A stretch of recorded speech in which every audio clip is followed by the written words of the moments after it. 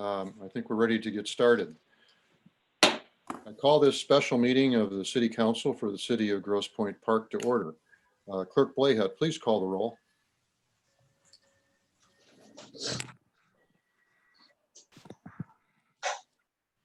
Councilmember Raylan. Present. Reed. Here. Robson. Here. Hodges. Here. Fluid. Here. And Mayor Denner. Here. Thank you. Please join me in the Pledge of Allegiance. I pledge allegiance to the flag of the United States of America and to the republic for which it stands, one nation, under God, indivisible, with liberty and justice for all. Thank you. We only have one agenda item, and that is to jump into our interviews. The city has worked with the League of Women Voters to organize this session. It is to ultimately, we hope, select a new colleague for us on City Council. We currently have a vacancy on council. It was caused by the resignation of Councilmember Dan Grano, who moved out of the city. His four-year term has 1 year left in it, so his term is ending this next November. So this will be the successful candidate will serve out his remaining 1 year term. I'd like to thank everyone who applied. We had a lot of interest in this, and to the point where we had to break it down into two sessions so it was manageable. And the quality of the applications was excellent, and it gives us all a lot of optimism for the future of the city. So thank you very much for participating. At this point, I'm going to turn it over to our League of Women Voters lead, Sue Acton. Sue? Thank you, Mayor Denner. Good evening. My name is Sue Acton, President-elect for the League of Women Voters of Grosse Pointe. Tonight, 13 people have applied for this council vacancy. And in order to accommodate this large number, there will be 2 preliminary interview sessions. Tonight, there will be one now at 5 o'clock and one at 6:15. Once the interviews conclude tonight, the City Council will decide which candidates will move on to the second and final session on Thursday evening. After the sessions this week, the Grosse Pointe Park City Council will make a final decision. The League of Women Voters is a national organization whose mission is to promote political responsibility through informed and active participation of citizens in government. The League neither endorses nor opposes candidates or political parties, and we welcome those aged 16 or older to join our membership. I will be asking the questions this evening and will be assisted by our League of Women Voters timekeeper, Steve Trowbridge. This event is being recorded and will be available to be viewed on the City of Grosse Pointe Park website. The following candidates are present for this interview: Nicholas Gwozdz, Graig Donnelly, Jeffrey Greer, Patrick Coletta, Lawrence Gannan, Robert Farhat, and Paul Burgoyne. Questions for tonight's candidates have been chosen by the City of Grosse Pointe Park, and the format for this interview has been established by the League of Women Voters of Grosse Pointe and the City of Grosse Pointe Park. Each candidate will have the opportunity to make an opening statement not to exceed 2 minutes. The order was determined by drawing lots just prior to this session. Our timer will hold up a card. Steve, please demonstrate. To indicate 30 seconds remaining, and a card indicating stop when time has expired. When the time is up, the candidate may finish only the sentence they were speaking when time expired.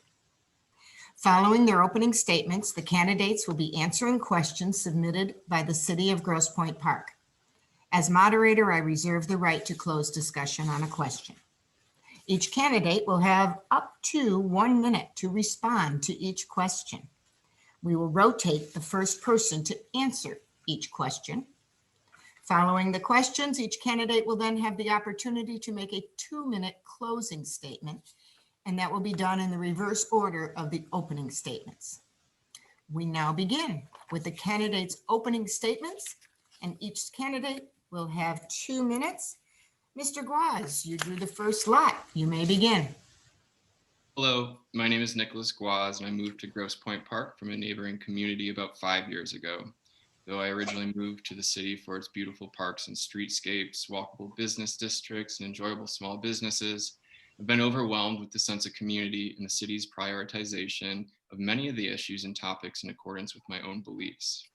As the city continues to refocus priorities on building a stronger relationship with Detroit, recognizing and celebrating diversity, offering support and care to younger families, establishing green initiatives, valuing transparency, and cherishing beautification, I can think of no other time that I have been more proud to say that I'm a resident of Grosse Pointe Park. Focusing on these issues will ensure that the city continues to be a desirable place to raise a family and enjoy life for people of all ages. While at university, I committed a large portion of my life to public service when I decided to study education. Being a high school teacher has given me many opportunities to build relationships and establish trust with students and parents of diverse backgrounds. These experiences have also illuminated a lot of the privileges I had growing up and continue to challenge my preconceived notions of what life is like or can be like for other people. And as a resident of the Cabbage Patch or West Park, these experiences have also helped me become a better, more understanding neighbor. After about 8 years of teaching, I find myself yearning to broaden my public service in new ways. To be at the service of the community I live in, love, and want to continue to see grow would be an absolute honor. I also understand the significance and weight of the new master plan as it paves the way for the future of our community, and I hope to offer perspective to that final draft. I appreciate the council's time invested in the process of selecting the candidate that is best suited to represent the city. I know you all had a late night last night, and I'd like to thank the League of Women Voters as well as the mayor. Thanks. Thank you.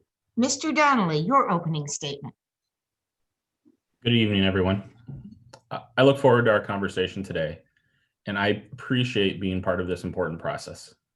In a special election, we have a unique opportunity to bring new voice to City Council. I hope to demonstrate how and why my experience and approach will add important depth to the expertise already in place on Council. I feel compelled to seek this role now for 3 reasons. First, a relatively small group of people have called the shots in our city for too long. Today, as the world is changing around us, it's time to broaden our horizons on Council even further than they have been through recent elections. I'm already an active part of that change. Second, our local small businesses need the city's support now more than ever. Our administration's response to their needs in the midst of COVID-19 has left a lot to be desired. My experience supporting small businesses and nonprofits in and around Detroit makes me well suited to offer support to the administration through the tough times ahead. And finally, we need to do more to embrace our connection to the city of Detroit. It's our greatest opportunity to matter in the 21st century. However, both historic and recent actions by our administration perpetuate physical and psychological walls between our communities. Our chance to do better is now, as we embark on a master planning process, and I can help. Between my service on the boards of local nonprofit community development organizations just on the other side of the border, and my significant experience leading design and planning processes throughout the city and region, I am ready. Thank you. Thank you. Dr. Greer, your opening statement. Thank you. I want to start by thanking the League of Women Voters for hosting this forum and for all the work they do to inform and educate voters in our community. I also want to thank Mayor Denner and the City Council for volunteering so much of their time to Grosse Pointe Park. This week alone, they're volunteering 3 of their evenings. So Mayor, council members on the call, thank you for your service. And I also want to thank all the residents from the city who are on this Zoom tonight and who are very, very engaged in the work the city is doing across the community. I think it's a privilege to be able to talk about our city our city's opportunities in this forum. We might not always agree on specific solutions, but I know we all agree on two things. Grosse Pointe Park is a great place to live, and we're all passionately committed to making it even better. I want to serve on City Council for one key reason. I think there's an opportunity to improve communication and collaboration between the city and our residents. I want to help the City Council and administration become better listeners. And I want to lead us to a place where we're all seeing our challenges in a similar way, and that we're working together to find solutions. That togetherness doesn't happen through magic. It requires hard work and it requires collaboration. In February, along with Mary Rouleau, another candidate for this open seat, I co-hosted a forum about the major project being discussed at the time, the Arts Center. The group of citizens that attended consisted of park residents from a variety of political and demographic backgrounds. We worked and talked for several hours, and we all walked away with a shared understanding of the questions we were asking. That's just one example of the kind of collaboration and how talking to each other helps all of us better understand the community's needs and concerns. And while there are many opportunities in front of us, we need to tackle challenges such as our aging demographic, a potentially empty school campus, our Thank you. potentially declining Thank you, Dr. Greer. tech base. Thank you, Oh, Dr. sorry. Greer. Okay. Mr. Coletta. Thank you. I would like to begin by thanking you, Ms. Acton, as well as the League of Women Voters and Mayor Denner and City Manager Seisland, as well as the council members who are present tonight. I know most of you don't know me, so I'd like to start by telling you a little bit about myself and my relationship to the city. I first moved to Grosse Pointe Park in 2012 after having never been to Grosse Pointe before. I grew up in Northern Oakland County, and Grosse Pointe was always sort of this idea of a place that existed, but I had never been to and never knew anybody that had been to until I started shopping for a house here. And I initially moved here just to shorten my commute to downtown Detroit, where I worked as an assistant Wayne County prosecutor. But I quickly realized what a special place I'd moved to for a number of reasons. The amenities, the beauty of the homes here, the parks, the people, and the walkability, which was a pleasant surprise coming from somebody who grew up in a planned subdivision in Rochester Hills. Shortly after I moved here, I met my wife, Lisa, who's a lifelong resident of the Points who grew up in Grosse Pointe Park. I convinced her to leave the city and move back to the park shortly before we got married in 2016. And we have now one daughter, Charlotte, she's 2, and loves going for walks on the boardwalk at Patterson Park. And I've changed jobs since 2012, and I work in Mount Clemens now as an assistant Macomb County prosecutor. But as we all know, one of the good things about the park is that the commute eastbound is just as good as the commute westbound downtown. And I think the important thing about my work experience is that my responsibilities at work and my duties at work require a few things that I think are equally as important in any public service role, which is communication, empathy, an open mind, and a love of public service. And I've built my career on that love, and I hope to extend it to the city that I've grown to call home. And I owe Grosse Pointe Park a lot for the life that I've built here, and I'm ready to start the task of serving the city as well as it has served me. Thank you. Thank you. Mr. Gannan, your opening statement. You need to unmute, please. Mr. Gannan? You may begin now. Apologize. Hi, my name is Lawrence/Larry Gannan. When I travel, I go by Lorenzo. Most countries don't have a translation for Lawrence. I'm going to give a cornucopia of my background and experience and save my goals for closing statements. I began living in Detroit in the early 70s, and by the late 70s, I was in the grassroots organizations for community development block grants. I was one of the first pilot groups that began that.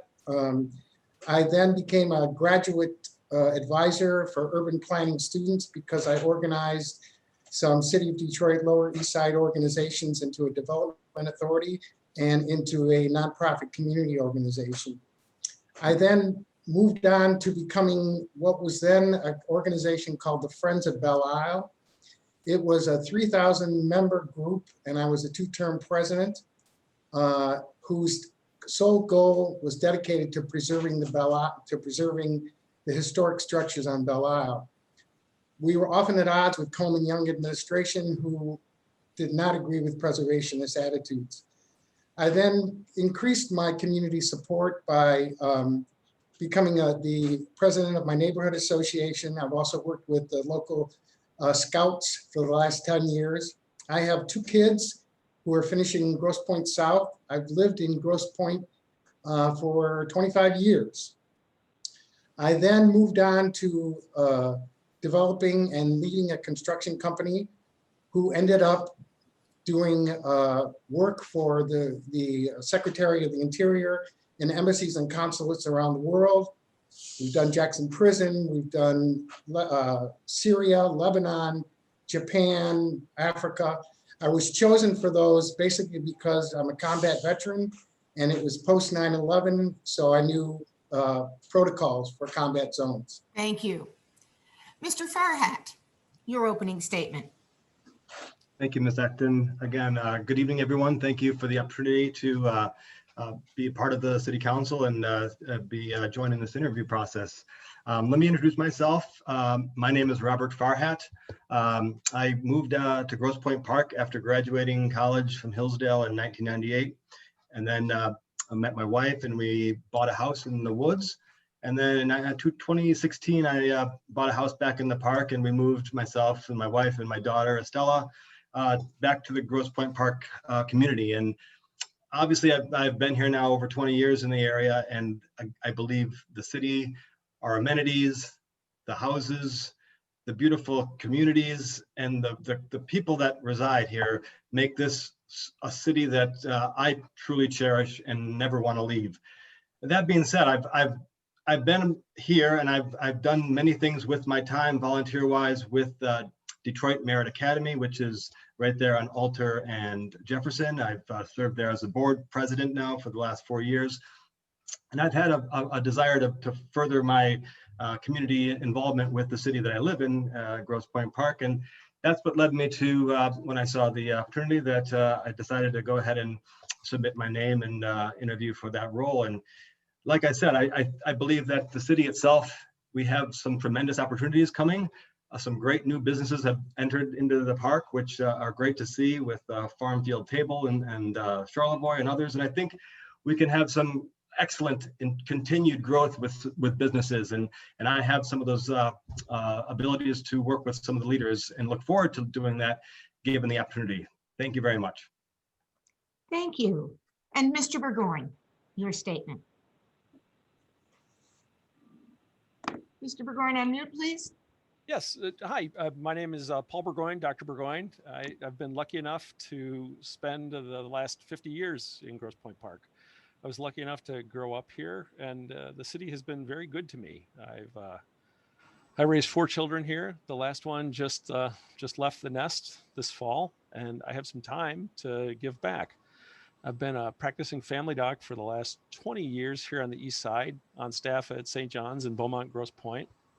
Had a variety of leadership roles within the hospital, which have given me some experience working on committees and understanding how to do that. And mostly I'm very satisfied with the way the city has run. I don't really have much of an agenda, but I have time to pitch in and help. And I would be honored to do that. It's delightful to see all these people putting in the effort tonight to try and keep the city a great place, or perhaps make it better. And I'm happy to be a part of that. Thank you. We will now go to the questions. And if you remember, we rotate who goes first. So Mr. Donnelly, you will get to answer the first question first. Based on your knowledge of the city, what do you feel the top priority should be for the city of Grosse Pointe Park?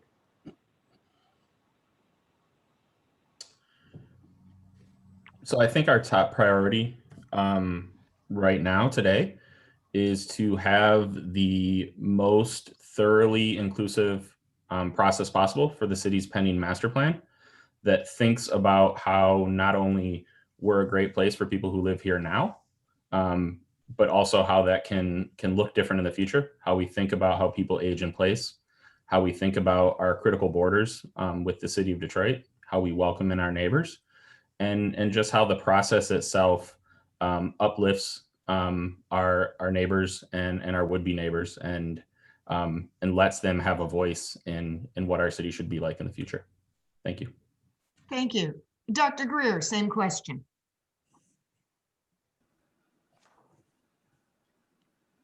I want to echo Mr. Donnelly's stress upon the master plan. I really see two key challenges facing the city right now, and I think they're intertwined. One is that we have changing demographics, where the population is getting older, and we're not able to support having 2 elementary schools as we were, and we see that Trombley's been closed. And now we have a significant piece of real estate over south of Jefferson that's kind of in limbo. I don't know exactly what the solutions to those challenges are, but I think we need to start working together as a city. I think the master plan will help guide us there. And I also think some collaboration and work between the city and the community will help us figure out how we can attract more young families and how we can make sure that the schools have a healthy influx of young people to educate. Thank you. Mr. Coletta, what do you feel the top priority should be for the city of Grosse Pointe Park? Thank you. I think the top priority for the city should be making sure that the city is equally appealing for everybody who lives here and everybody who wants to be able to live here. And that includes younger people who may be in school in Wayne State or something like that. It includes families, and it includes our older residents as well. And I think that a lot of that has begun to be addressed in the last several years. One of the issues that I think really faces the city is there's a lack of access to childcare for families with young children. And I think that in terms of younger adults who maybe don't have children yet, the city has done a lot to attract them with the After 6 program on Kercheval, as well as the Charlevoix program that is similarly set up. Additionally, the social zones on Charlevoix and Kercheval have done a lot, I think, to make the city more appealing to younger folks. And I would like to see the city continue to do that for everybody who wants to call it home. Thank you. Mr. Gannan, it's your turn. Would you read the question again, please? Sure. Based on your knowledge of the city, what do you feel the top priority should be for the city of Grosse Pointe Park? After having been here for 25 years, I think diversity is a top priority for Grosse Pointe. It needs to broaden its horizons and understanding this is a changing world. We also need to work together with all the points. I used to sit on the board of SEMCOG, Southeast Michigan Council of Governments. I think the points need a council of governments so they can all work together and bring in new residents and new ideas for businesses. That's what the diversity stands for, creating new ideas and new opportunities. And that's where I would like to lead the Grosse Pointe Park Council. And that's where I think I have the most to contribute. Thank you. Mr. Farhat. Yes, I would say my top priority for Grosse Pointe Park right now would be the school systems and the closures that we're seeing with Trombley. I just believe, my daughter goes to the Richard, and she was autistic, and obviously she's done an amazing job with the school there, and really is blended in now. So it's been very encouraging, but obviously there's been a lot of changes that we've seen in the last couple of years. And with some of my background with the Detroit Merit Academy and National Heritage, I believe that I may have some of those abilities to help and further our strategies with the schools so that we can make sure that we retain the students that we need, because the fundings will obviously decrease as more go to private schools and elsewhere. Thank you. Thank you. Dr. Burgoyne. You know, I really don't know. There's a lot of great opinions out there. The reason I have made this my home, the reason my parents made this their home, was the school system. We are having a declining population of young people with children. The schools have been the biggest part of my life, and I think we need to find a way to get young families in here, and I would say that's the #1 priority. Thank you. And Mr. Gwozdz, same question. I think I'm going to echo a lot of what was already said, but I agree that we need to continue finding ways to make the city desirable for younger people to move into so that we can attempt to fix some of the funding issues with the school system. I think we need to be imaginative about what the future of our city is going to look like and try to think further down the line. At the same time, we need to be realistic when it comes to addressing some of the changing demographics of the city. I think we should embrace those changes and continue to try to make our community a little bit more diverse and nurturing to that diversity. Thank you. As we move on to question 2, we are in rotation. So Dr. Greer, you will get this question first. What do you perceive your responsibilities to be as a member of the City Council? I think it's a pretty simple responsibility, and it's all about being a conduit between the city administration and the citizens, working really, really hard to understand what residents feel about the city, where they want to be, and then making sure that the administration is responsive to those needs. But that's just not a reactive perspective, but it's also proactive. And as a council member, I would encourage us to have solid strategies for things like parking, to have the master plan in place, and to make sure that the DDA and Tifa both have solid visions of what should happen in those districts. Thank you. Mr. Coletta, same question. Thank you. The responsibility to me, primarily as a member of council, is to represent the citizens of Grosse Pointe Park. And it goes back to some of what I said in my introduction, and it's all about communication and empathy and open-mindedness. And I think that a council member should strive to listen with an open mind to the needs of the citizens in the city, and should use empathy when making any decision, and base those decisions on what's best for the citizens of the city, and communicate that in a way that the citizens embrace, understand, and reflects what their will is. Thank you. Mr. Gannan, what do you perceive your responsibilities to be as a member of the City Council? Yeah, I don't think of it as we against them. In other words, the citizens against the administration. I think of it in terms of communication. I think my main responsibility is to establish procedures so there's transparency and clarity in what they want to accomplish and how they want to accomplish it. For example, the Art Center, great idea, but executed very badly, in my opinion. Not enough transparency. Great idea though, and I think it can be fixed. There's other issues too that I think the city needs to clarify, like its bidding procedures, things that I've done with federal acquisition regs and government regulations. They need to establish those procedures so there's transparency and clarity, and there's no issues about people's intentions. That's what I feel my responsibility is, to guide them and contribute. Thank you, Mr. Gannan. Mr. Farhat, same question. Yes, thank you.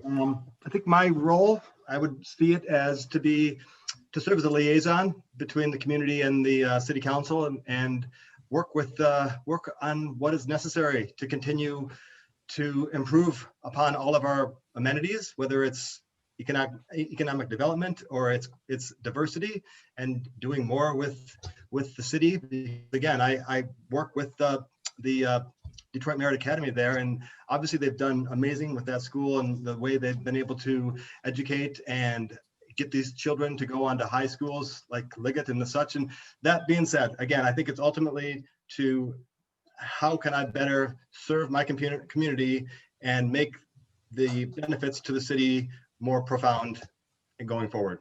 Thank you. Thank you, Mr. Farhat. Dr. Burgoyne. I think my role, or the most important role, would be to implement the will of the citizens of Grosse Pointe Park. The key there is ascertaining what that will is. And that's so the most important thing and the most difficult thing. I think the secondary thing is to try and communicate good ideas to the population to see if they're interested in implementing those. And that is what I would try and do. Thank you. Mr. Gwozdz, what do you perceive your responsibilities to be as a member of the City Council?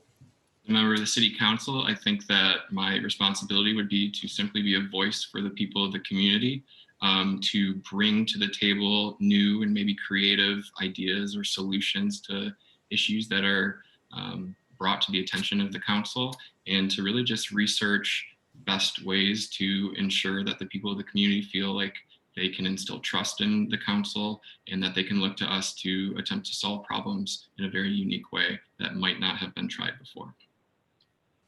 Thank you. Mr. Donnelly. So I think the responsibilities of a city council member are largely things that folks have talked about already tonight. It's to be an advocate for the needs and desires of the residents.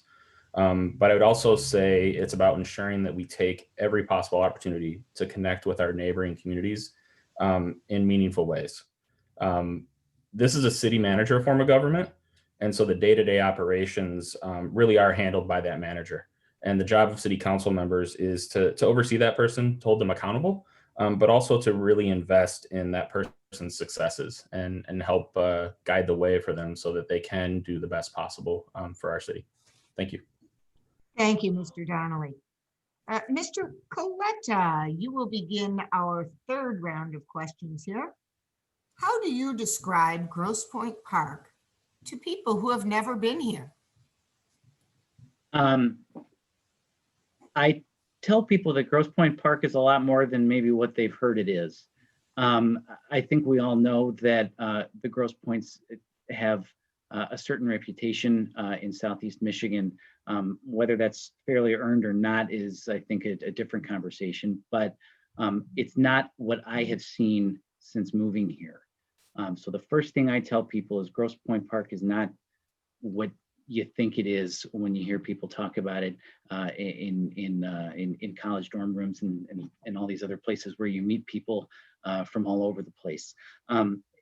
It is a much more accessible community than I think lots of people are aware of. And I tell people that it's a wonderful place to live for all of the reasons I've outlined previously. And that's thanks to the people who live here, who care about their community and making it a better place. Thank you. Mr. Gannan, same question. Mr. Gannan, you're still on mute. You can begin as soon as the mute is off. Thank you. So sorry. No problem. Yeah, it's an easy question for me because I do this all the time. I'm Middle Eastern background. My wife is Brazilian. We have people come here all the time and they ask us how to describe it.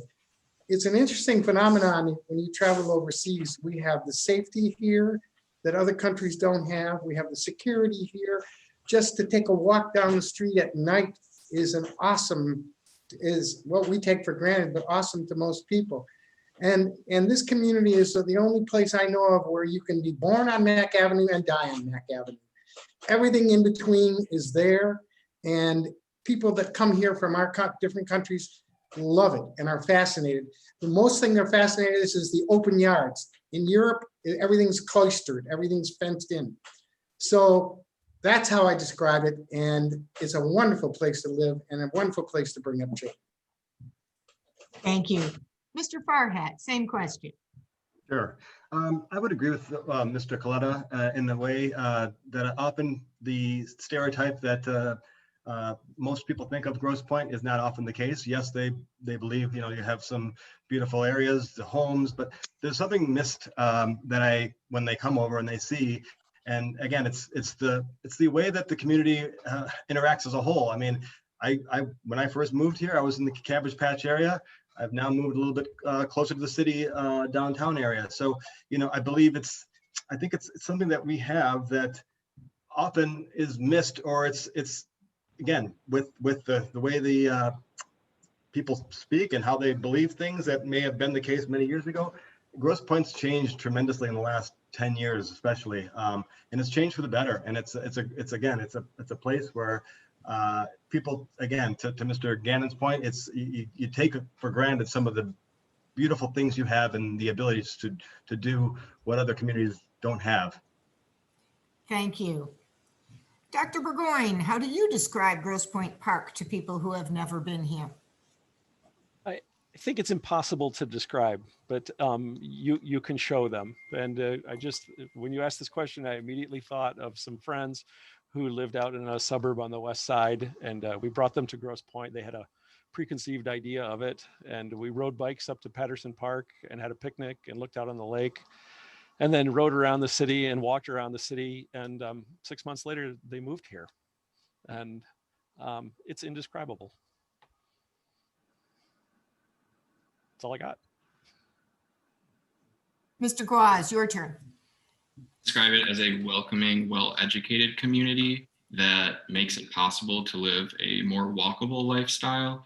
A large group of my friends and I try to use bicycles, and we enjoy having areas of our neighborhood that don't require access to cars, or like we don't need to drive our cars. So I see it as an area that offers a little bit of an alternative lifestyle choice in comparison to some of the other suburbs around here, because we offer a valuable downtown area.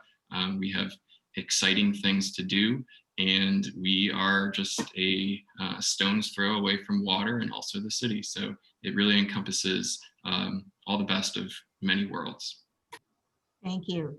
Mr. Donnelly, how do you describe Grosse Pointe Park to people who have never been here? So my wife and I decided to move here in large part because of that walkability that Mr. Gwozdz mentioned just a moment ago. So I say it's full of potential, but also struggling to deal with its exclusive past in a constructive way. We're the most diverse of all the points, and we have the most border with Detroit as well. Both of those are huge opportunities, and I tell folks that I'm proud to be part of the change that needs to happen here. Thank you. Thank you. And Dr. Greer, same question.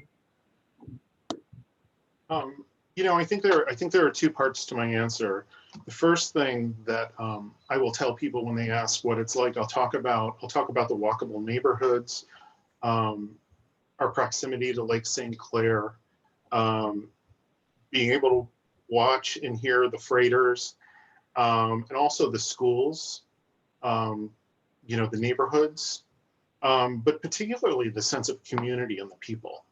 And I think as this community has changed over the years, a lot of things have stayed the same. And I just want to close with one anecdote. When we first moved here 8 years ago, I never felt uneasy about my elementary school age kids going for a walk in the neighborhood, because I knew that the neighbors were looking out for them. And I think that's a great aspect of our community, and I certainly hope we never lose that. Thank you. Gentlemen, we have just one more question before our closing statements. And Mr. Gannan, you will lead us off. If appointed, what would you like to accomplish over the next year? I'd like to see the points all come together into one council of government to share common interests and common goals. We need to increase the population for students. That's a school board job. If we're together in a group with the school board, we can put our ideas together, and also of how to get new families in here to increase the school enrollment, and also to increase and enhance the profitability of businesses. What are some of the things we can do? And that's what I hope to accomplish. And it's more than a year, I'm sure, but we need to begin. We need to stop the isolationists of separate entities and realize that we are all one, and it's one world. And that's what I would attempt to accomplish within the first year. Thank you. Mr. Farhat, same question. Sure. I think my if I had one goal to accomplish with the opportunity on the city council, it would be to find some resolution with the school systems that we have right now. Obviously, to Mr. Gannon's point, again, he's got some good points there about we need to continue to. The concern is we're losing the population, we're losing the enrollment, and the students, obviously, and the funding is going to be dwindling, and so then we're going to have a situation with the schools and the lack of funding. And so I think it's down to that for me. That was one of my priorities, and it would be to ensure that the schools, that we have a viable strategic plan and framework that will work for all students, no matter who they are. Thank you. Thank you. Dr. Burgoyne, same question. I really don't know. I think honestly, my principal goal would be to learn how the sausage is made and see what I could do to help. It runs pretty well. There's always room for improvement, and I would like to learn and see if I enjoy it. Thank you. Mr. Gwozdz, if appointed, what would you like to accomplish over the next year? I'd like to accomplish continuing to make the city workers more, the demographics depict more of our city.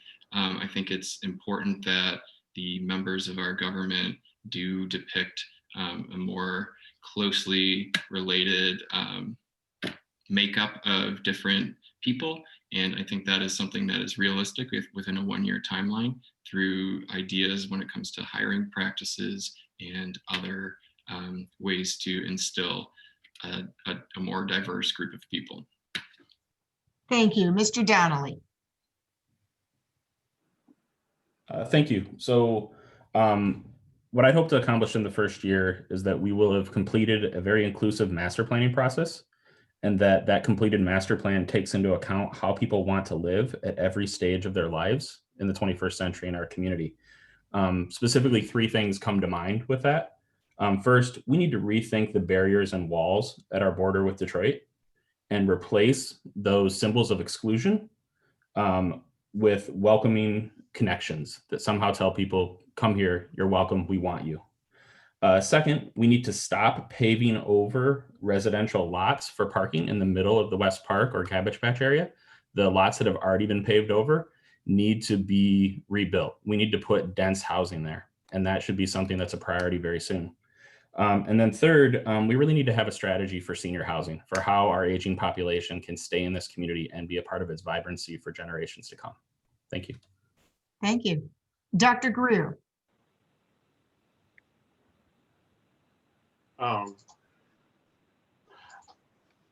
I think it's important to recognize that what's not working well with city government right now is that there's not a policy or a process around getting citizen input on large projects. What I would like to focus on is making sure that whether we're addressing diversity, COVID funding for businesses, the acquisition of viable housing and turning it into parking, all of the things the folks here have mentioned tonight are very valuable. But what we need is a policy and a practice of getting citizen and community input before we make major decisions. If there's any imprint I could have on the council in the first year, I would hope that it would be that, and that I would be one of those facilitators of that conversation. Thank you. Thank you. And Mr. Coletta, if appointed, what would you like to accomplish over the next year? Thank you. I would like to work to find ways for young families to want to move to Grosse Pointe Park from all over the Metro Detroit area, instead of going to other cities like Birmingham or West Bloomfield or Farmington Hills or Plymouth or any of those other places. And I think that Grosse Pointe Park has a lot to offer, especially even as compared to some of those other cities. Plymouth, for instance, has a pretty vibrant downtown area, but Grosse Pointe Park does too.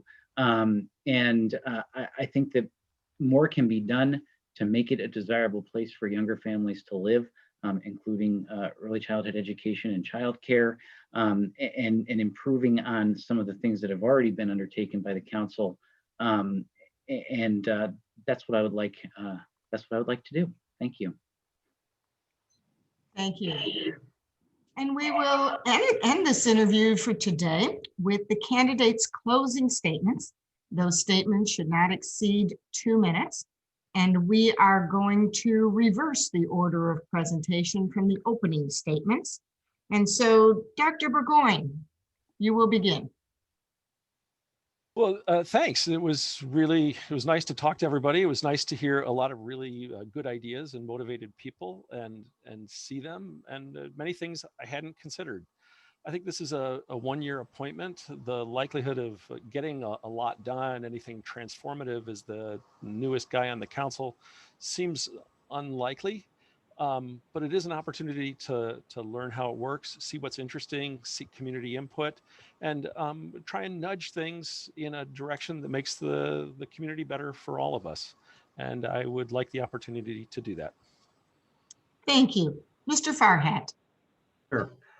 Like I said, first of all, thank you, Ms. Acton, for your time, and the City Council, everybody in attendance. It would be my pleasure to serve the City of Grosse Pointe Park City Council. As you know, I'm passionate about the city, the community, and as we continue to face these challenging times and exciting times as well with some of the opportunities that we're looking at here, I think, as we evolve, we need this this new, again, I'm new to a council. I have some experience, but I've always wanted to be more part of the city itself in terms of the planning. And again, to Dr. Grosse Pointe, I'm sorry, that was maybe Paul's.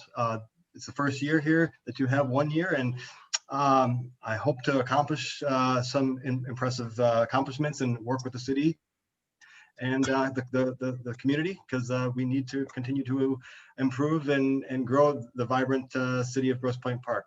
Thank you. Thank you. Mr. Gannan, your closing statement. Yeah, I think that the intent and are very honorable. I think what needs to happen is better structure. I've been a member of planning commissions in 4 different states and 2 different countries, and I know our planning commission could use some more structure. I know we have a legal counsel, but I haven't seen an economist to teach us the highest and best use. I haven't seen a risk assessor to assess the risk analysis. We need to add some components to our current council, to more structure. And when they add that structure, I think their conclusions might come to a different end. We need to develop strategies to increase the population of Grosse Pointe Park, actually all the Grosse Pointes, for our school system, and develop strategies for the business to enhance the businesses for their profitability. What's happening is there seem to be locked down in too many bureaucratic confusion from the meetings I've seen. And I think all that can be organized and straightened out. That's what I would contribute as a closing statement. Thank you, Mr. Gannan. Mr. Coletta. Thank you. And thank you again, Ms. Acton and the League of Women Voters. And thanks to the council members and Mayor Denner and Manager Seisland for having all of us and giving us the opportunity to speak with you. I will be the first one to admit that I haven't attended any council meetings as an observer. I haven't given public comment. That's why you don't know who I am. And I don't pretend to know all of the issues that are facing the city council on a day-to-day basis. But I do know a few things about myself, which I think is what makes me a good person to serve on the council. And that's that I'm smart, I absorb information quickly, I think before I act, I work to help people find common ground.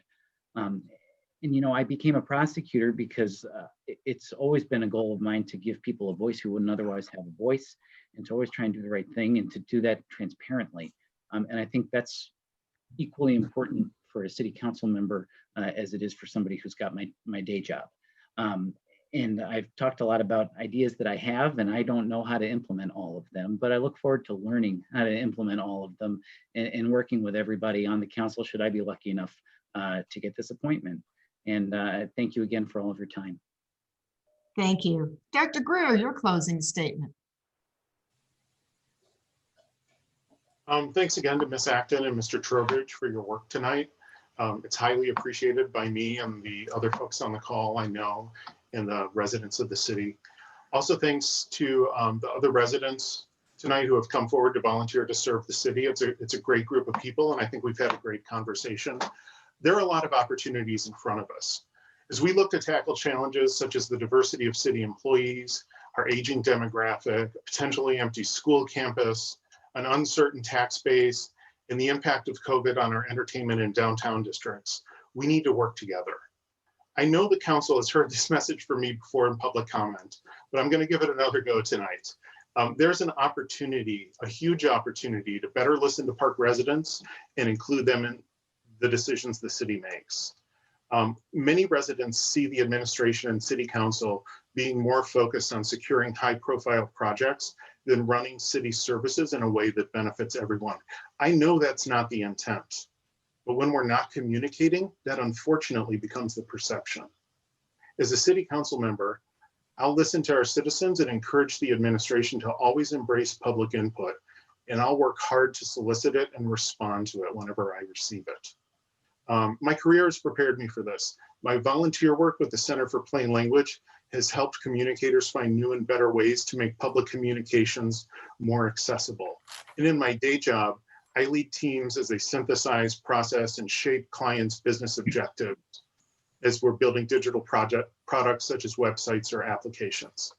And one of my employer's key beliefs is that we're better together. And I think that's also very true of the relationship between the city government and our citizens. And I'd like to think of all of us as being better together, and that I can be the person that hopefully brings us a little closer together in the future. Thank you. Thank Mr. you. Donnelly.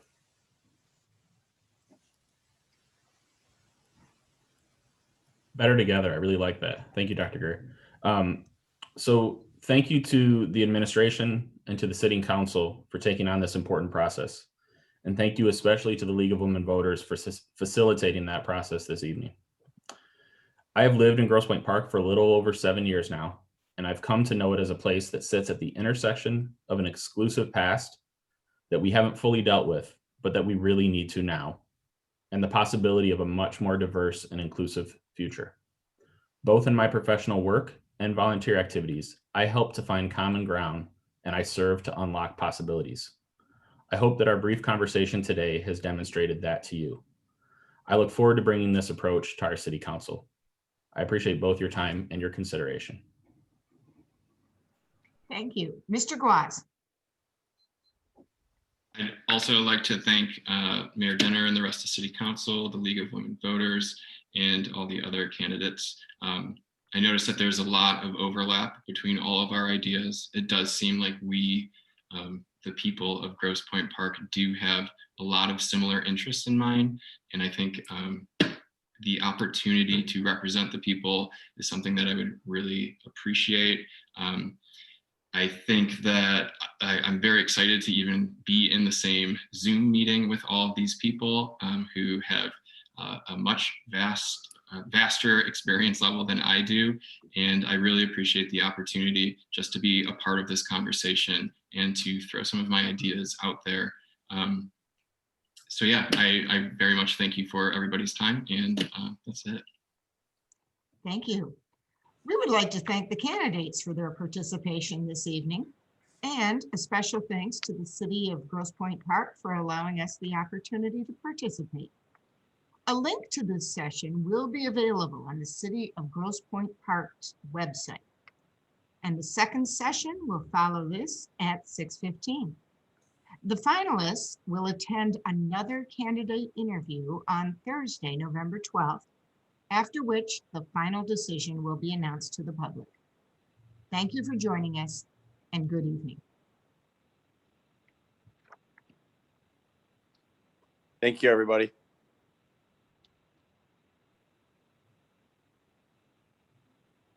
Session is scheduled to start at 6:15. I'd like to call a short recess, ask members of council and the League of Women Voters folks to be back on the session no later than 6:10, and probably 6:05 would be good, so we have time to be organized going into the next session. Thank you, and I'll see you in a few minutes. Thank you, Mayor. Mayor, would you like to draw names? After our short recess, and welcome the 6 additional candidates that we have joining us for the open seat on City Council.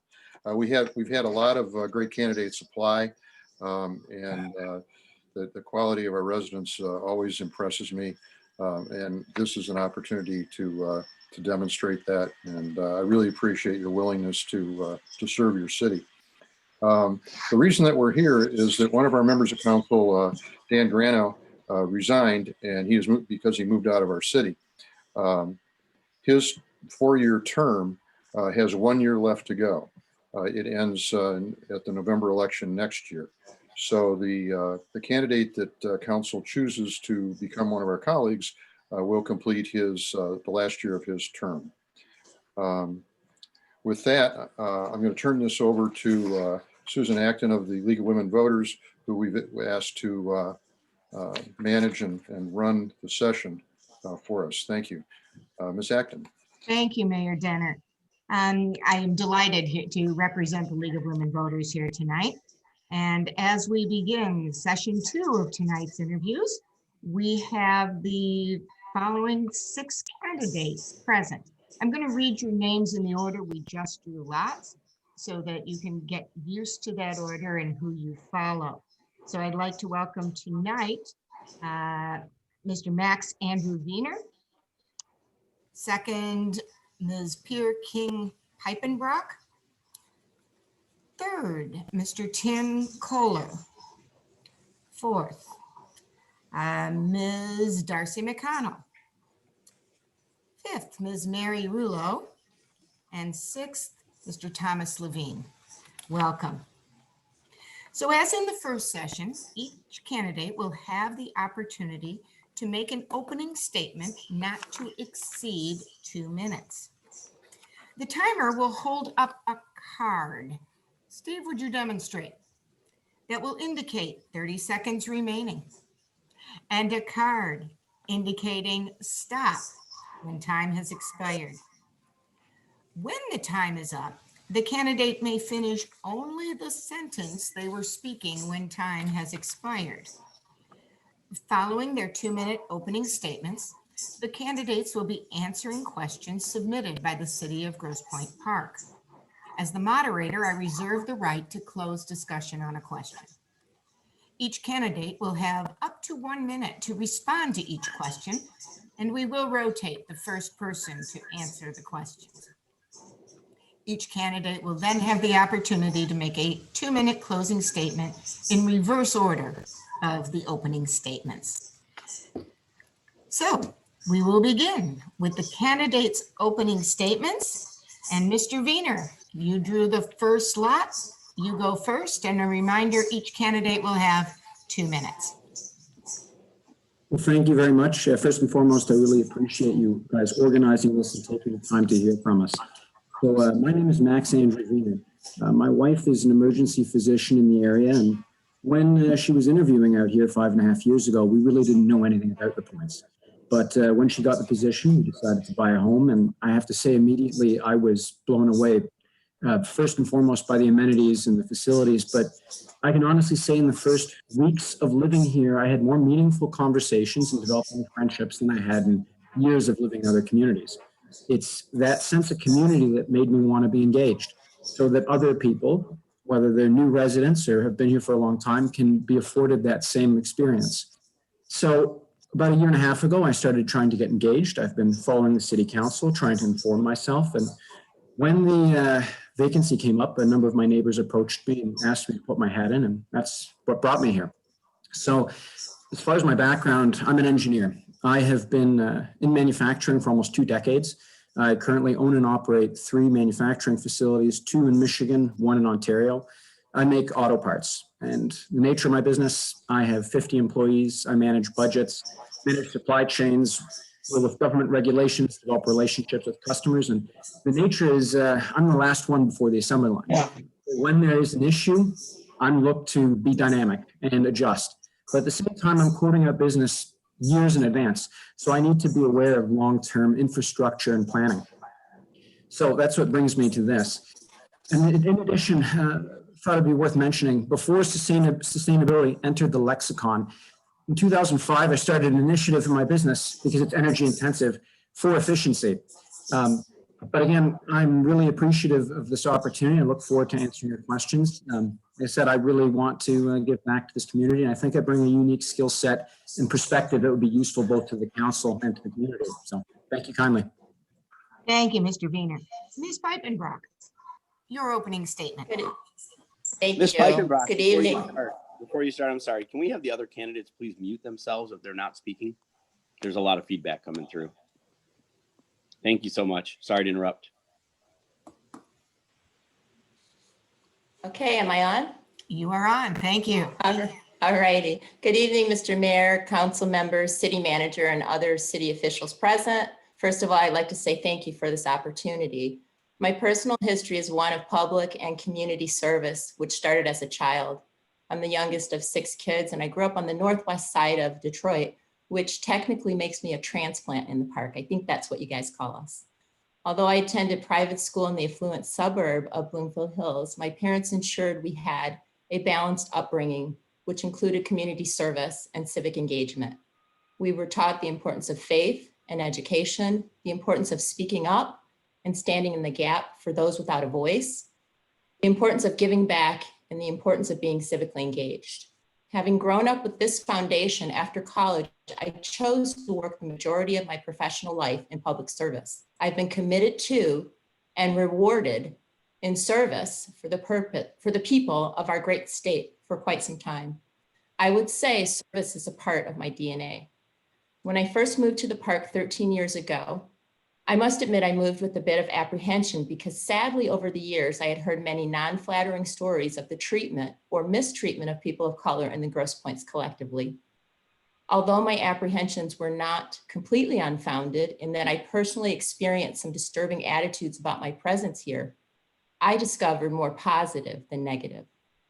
My interest in the city council was sparked when I first moved here for 2 reasons. My desire to contribute to the continuing progress and improvement of this great city, and my desire to promote diversity, equity, inclusion, and engagement. But as my life took a turn with my parents' failing health, it was necessary for me to put several things on hold. Seeking a council seat was one of them. So when the vacancy recently arose, when my AG colleague, former council member Dan Grano moved to St. Clair Shores, I thought to myself, there's no better time than now. Thank you.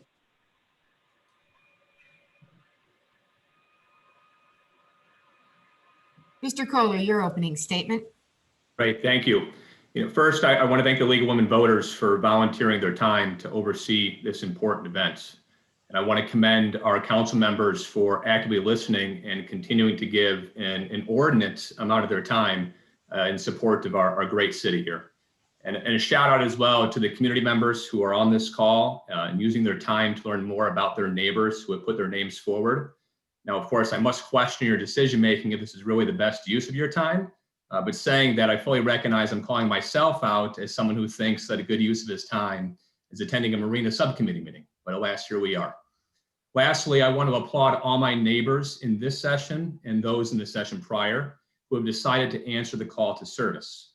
And whether this is one of your first times being involved with our city council, or you've been a long time and active participant, your willingness to be engaged speaks to the type of person you are.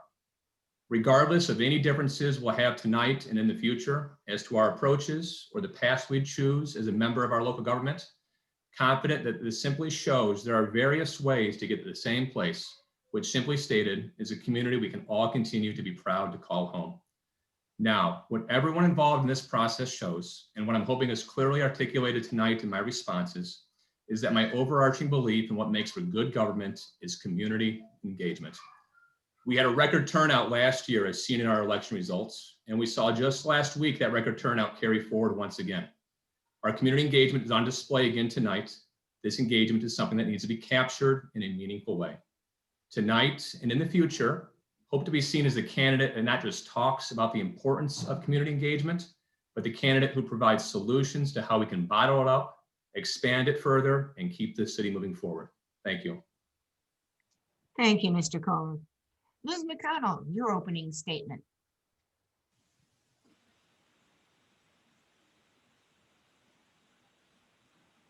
Sorry, the mute wasn't cooperating there. Good evening.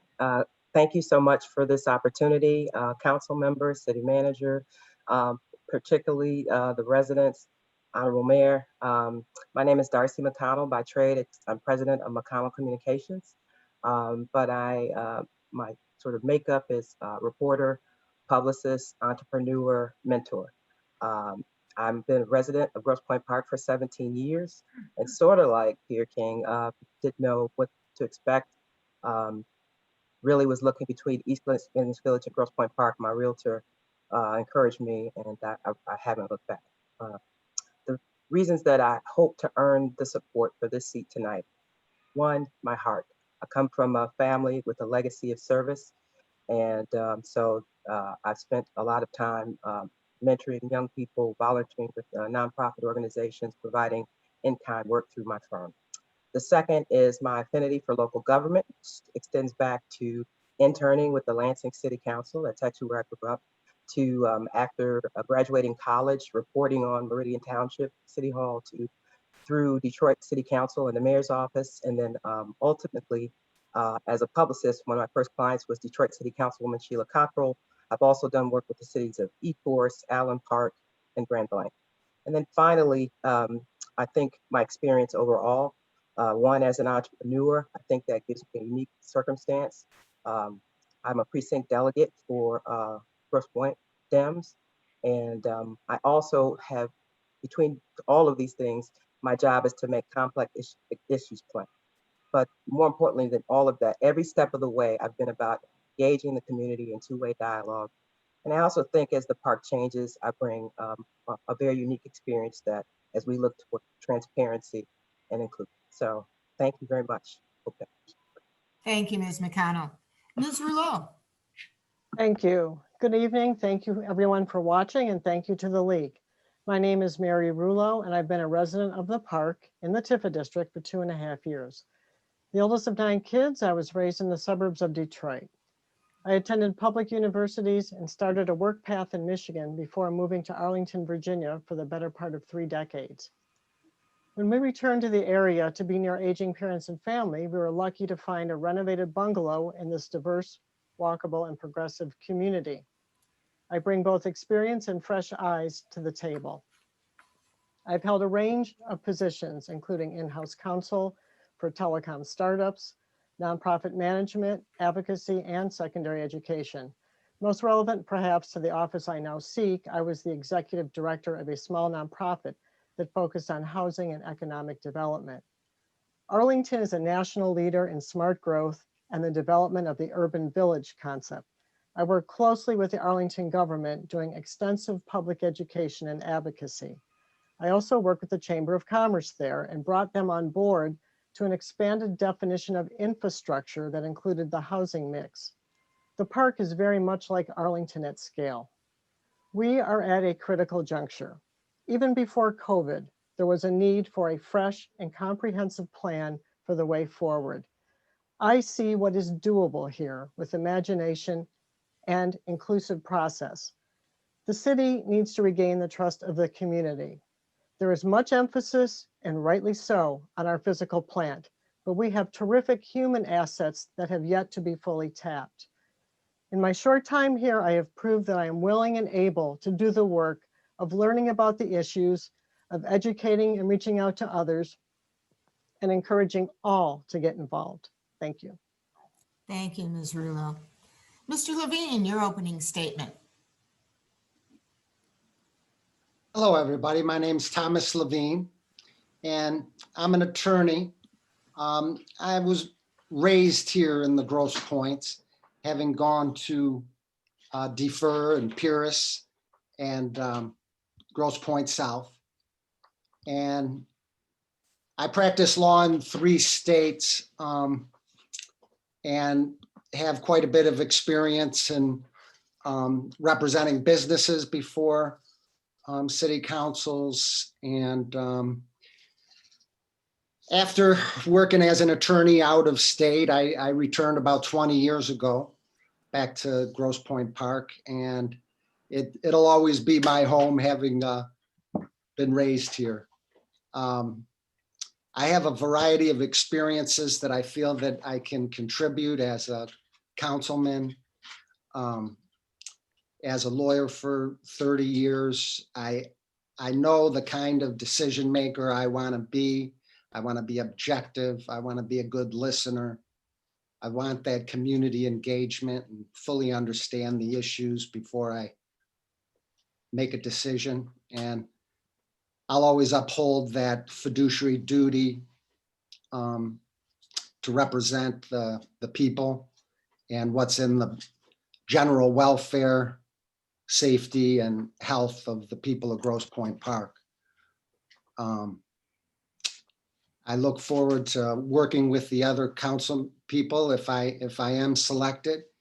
I feel that I'm a team player.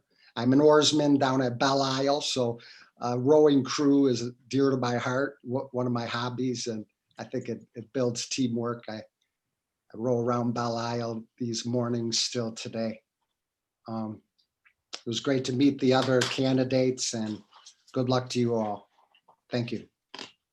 Thank you, Mr. Levine. As we turn now to the questions, remember we will begin each new question in rotation.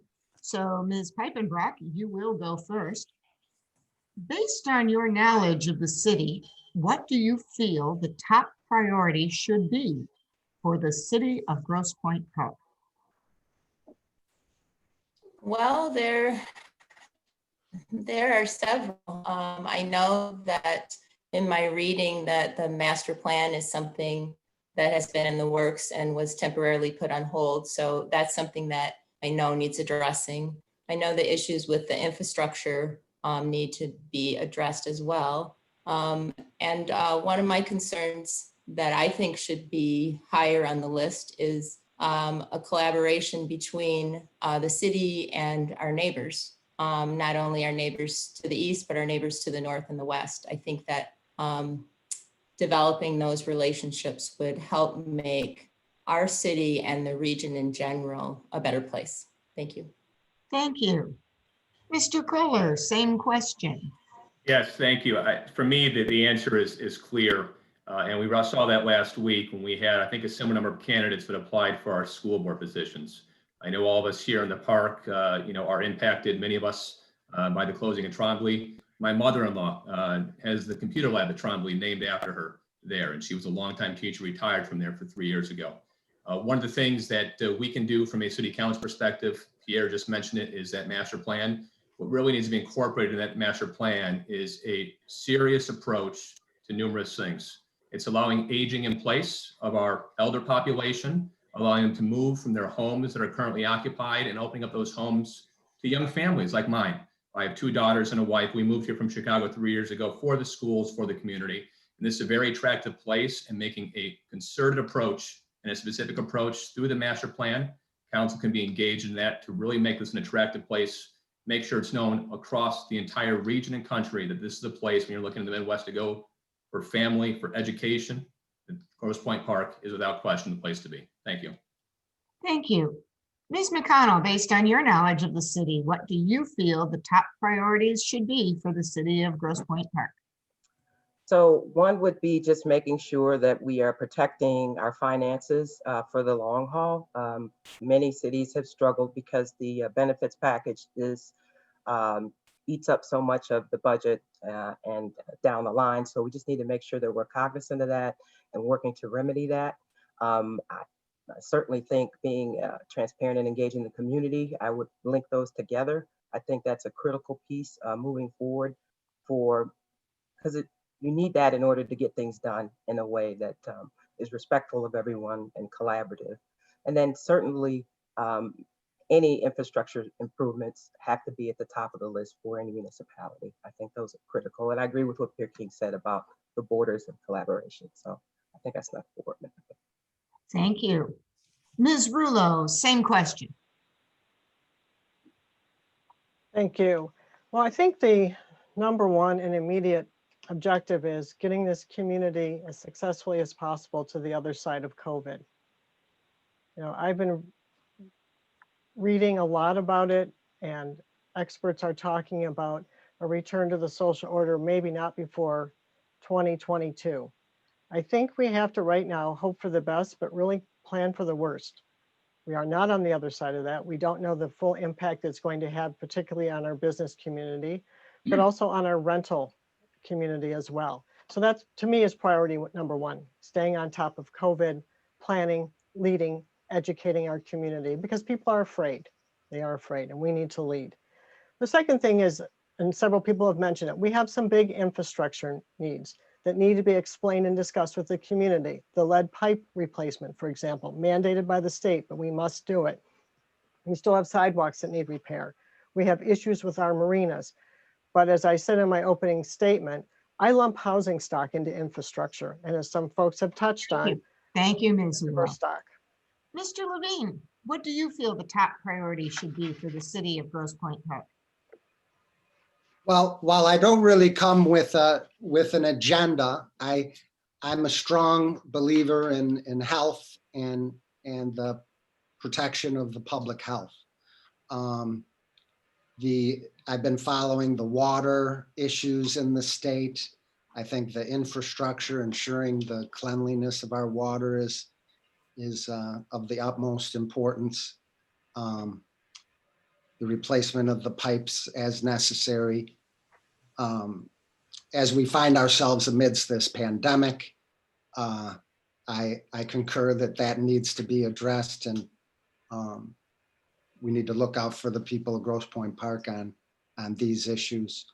Public safety, community relations with our neighbors.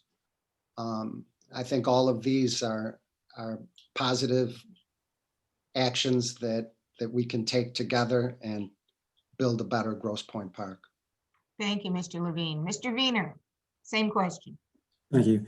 The most important thing to families, to businesses, is always certainty. From my perspective, a clear-cut master plan, as some of the others have alluded to, there are some major infrastructure projects which are necessary for the community, and having some kind of long-term structured planning for it's critical. We can't keep deferring things. We have to actually communicate to the community what is needed, what we need to do, and work towards it. On a sidebar, as the parent of two small children, in terms of certainty, there needs to be some certainty for schooling. Right now, that is the number one thing I hear from every one of my neighbors, every one of my parents' friends, what's going on, not just in terms of COVID and the school plans, but also what's happening with Trombley, what's kind of happening with our community. Again, some kind of certainty is necessary for people to feel at ease, and again, to have that feeling that they're going to be here and stay part of this community for a long time. Thank you. Our second question will first be directed to Mr. Kohler. What do you perceive your responsibilities to be as a member of the City Council? I think the responsibility can be summed up in an active listener. And active listening is not only something that's afforded to your fellow council members, your city manager, your city attorney, your city staff, but also across all of our neighbors here in the community. You know, you're not going to solve any of these problems and issues alone. And again, as I continue to harp on my belief in community engagement, that active listening skill is the top priority and skill I believe that a council member needs to bring to the table. Without the ability to listen, you don't have the ability to lead. You don't know the solutions that are out there because you don't know the problems that need to be addressed. So active listening is something that I believe is the top skill needed for a council member. Thank you. Ms. McConnell, same question. So the top skills, first and foremost, is to be a representative of your community and serve your community's concerns and make sure that they are addressed, but also to be able to keep them informed and explain. You know, we have lots of wonky terms in government, so being able to help people connect and better understand the issues, I think, is critical, but also to be a judiciary, and of course, you know, with the branches of government, councils disposes. So if there's a need to enact legislation to better serve the needs of the community, of course, that's a critical piece of the role of the council. Thank you. Ms. Rulo. I think the really important thing is to have a clear and consistent community process while working through to discuss and resolve issues. And I've been involved in that both locally, but perhaps in my prior life even more. I'll insist on transparency and the facts, and I'll follow them to a decision, understanding that not everyone's going to be happy with most major decisions. But if we give the community a chance to be heard, I think we've done our job. Thank you. Thank you. Mr. Levine, what do you perceive your responsibilities to be as a member of the City Council? Well, I perceive this as a very high fiduciary duty that I take very seriously. I would want to promote transparency and an open process. I'd want to keep the residents informed. At the same time, as an attorney, I'll have a keen eye in terms of government liability issues or contractual issues and whatever needs to be done in terms of looking out for the best interests of the city in these relationships, as well as engaging with the community to try to understand the needs of the community and understand both sides of these issues as we engage in our duty, whether it's amending an ordinance or what have you. Thank you. Thank you. Mr. Wiener. Well, first and foremost, this is a collaborative position. And when I say that, there are 3 tiers to this collaboration. One, it's one of many. The council is multiple members, and it's trying to complement one another, feeding to each other's strengths, trying to get responses from those who've been on the council for a longer time and know what they're looking for. 2, it's collaborating with the city workers, with the city manager, understanding the needs and finding out where they want direction, where they want assistance. And then most importantly, it's talking to the residents, the community. I see a city councilor as a conduit between the residents and the council and the city government. It's taking the concerns, making sure to funnel through that and communicate it to those who need to hear it. This is all about communication between all 3 groups and making sure to refine that and make it as smooth as possible for everyone to get their concerns heard and voiced. Thank you. Thank you. Ms. Piepenbrok. So I feel like I'm echoing a lot of what the other candidates said, but I did want to add to that, being a team player. I feel that communication is imperative, and part of communication, a lot of times people hear communication and they think, talking or writing. But for me, a very important part of communication is listening. And so I feel that it would be my responsibility to not only be well-read on the topics and the initiatives and the issues in the city, but also come with a listening ear and truly try and understand and hear the community's vantage point as well as my colleagues to make an informed and efficient decision for the city. Thank you. Thank you. As we turn to our 3rd question, Ms. McConnell will begin. How do you describe Grosse Pointe Park to people who have never been here? I describe it as not a very large community. I think it's around 11,000 population. I have to, because historically there's a stigma, certainly I have to tell people that it's actually 10% African American, and it's voted Democratic in probably the last 4 or 5 presidential elections. It's a walkable community, that I have great neighbors, and I really enjoy all the amenities that I'm able to tap into. So that's usually what I tell people about this point. Thank you. Ms. Rulo, same question. Yeah, I think when I describe Grosse Pointe Park, I describe it the way I described it in my opening remarks: diverse, walkable, and progressive. I think it's a community with a lot of potential. I've also commented a lot about our housing mix. We have a real range of types of housing in the park, which is an incredible asset. Although, as I've said, we need to make sure it's the right mix for our aging population. I think, the place to raise a family is the motto, and I think that's appropriate. I also think that families go through life cycles, and we need to recognize that and make sure our housing fits that. Key for living here for us is our proximity to Detroit and to transit. And I talk about the various transit options into downtown, including biking. Thank you.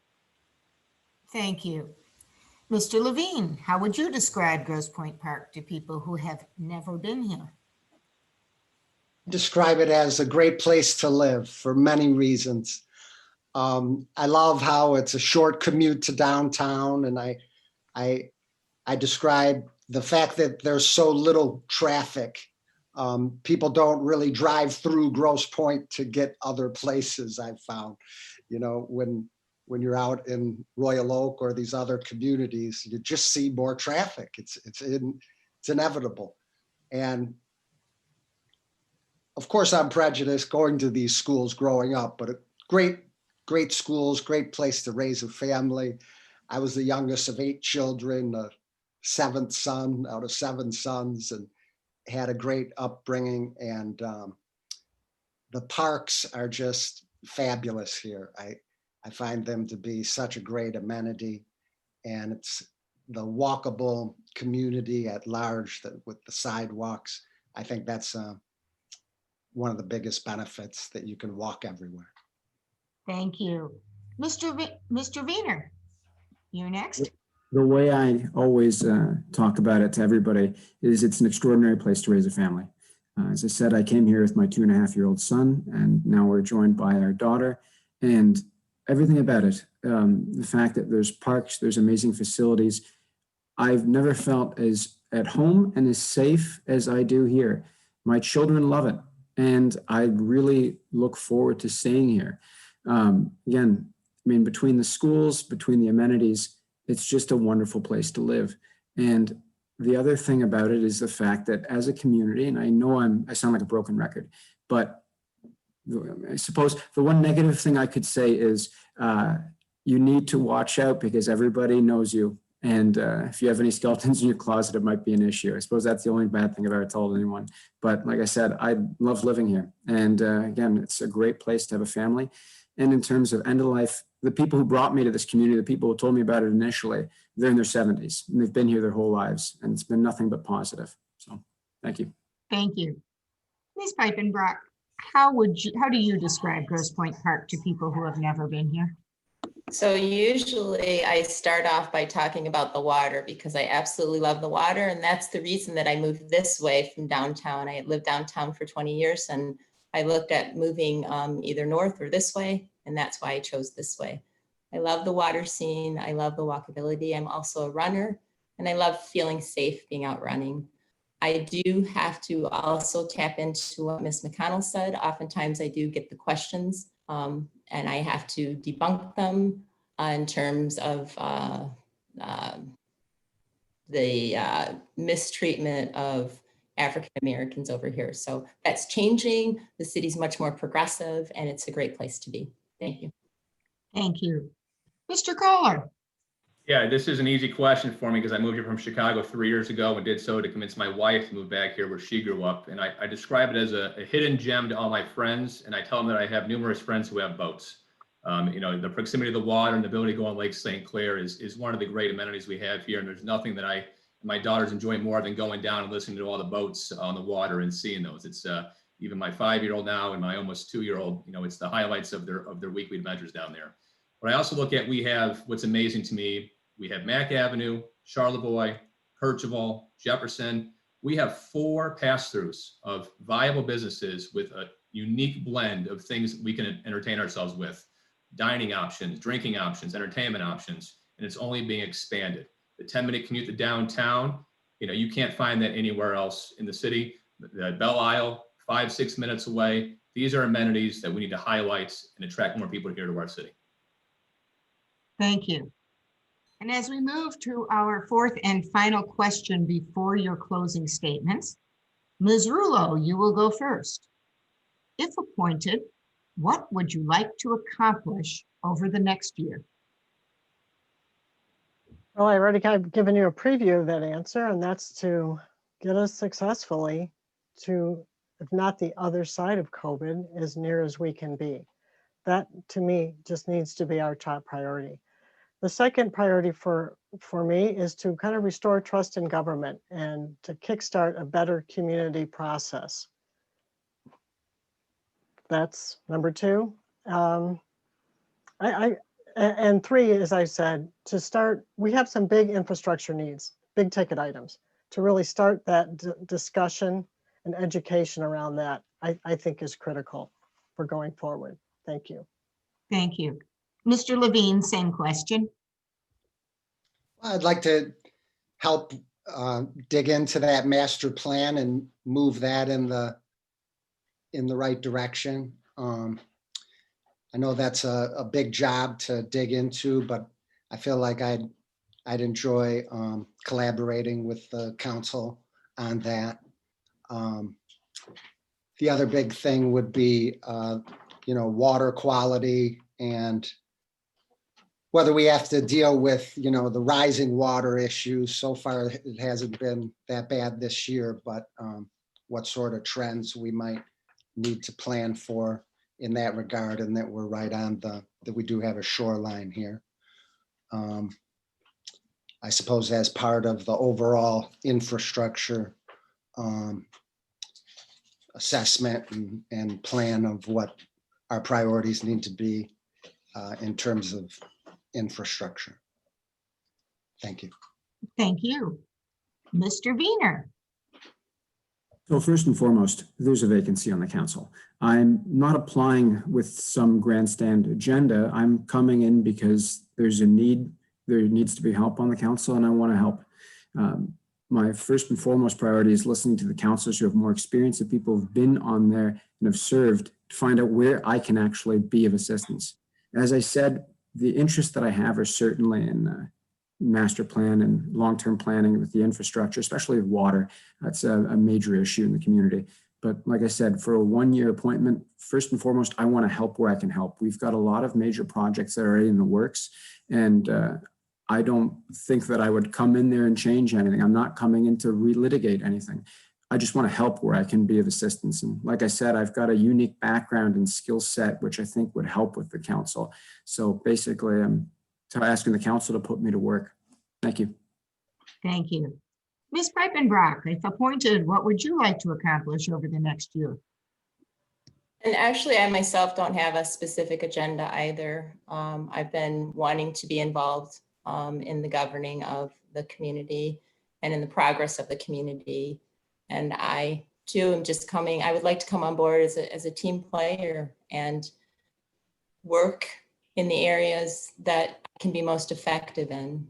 The one thing that I would like to promote if I were selected is the diversity, equity, and inclusion across the board within the community. Thank you. Thank you. Mr. Kohler.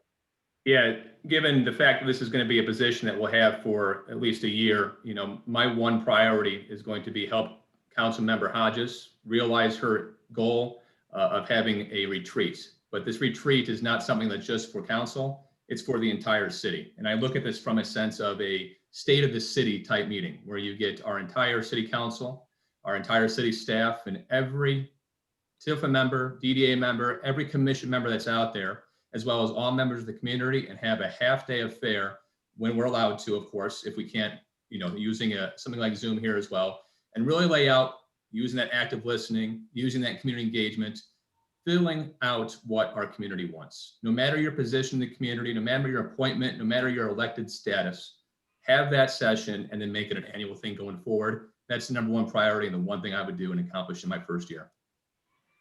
Thank you. Ms. McConnell. So I have to agree with Mary that obviously in a pandemic, COVID has to take precedence to make sure that we're doing everything that we can to keep residents safe. I also was pleased to hear at the council meeting, Councilmember Reeland talk about a diversity inclusion committee.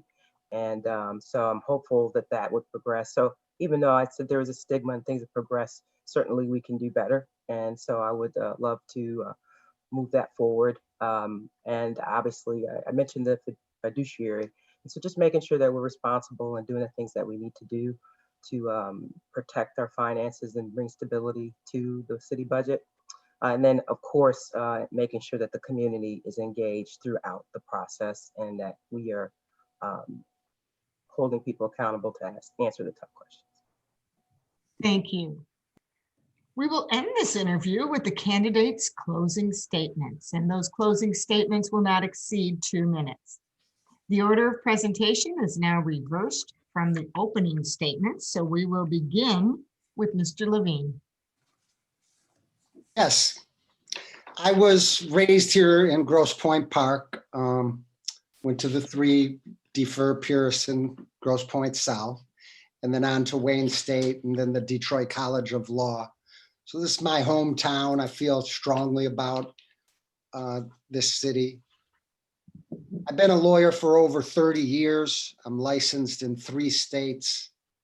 I've probably gone to over 100 different city council in those 3 states, combining them all perhaps. So I'm familiar with the process and excited to be involved. I have kind of a pretty varied background. For 10 years, 2000 to 2010, I was in-house counsel with a decision prioritization software and consulting company, and learned a lot there. I was their general counsel doing legal work, but being around all those smart engineers and really rubbed off. And when I re-entered and got involved with a law firm, I'm managing partner of a 5-member law firm. I employ some of these engineering methodologies now. So I think that varied background I have can come in handy for this type of position. I'm involved in the State Bar of Michigan. I've been a member of the Representative Assembly.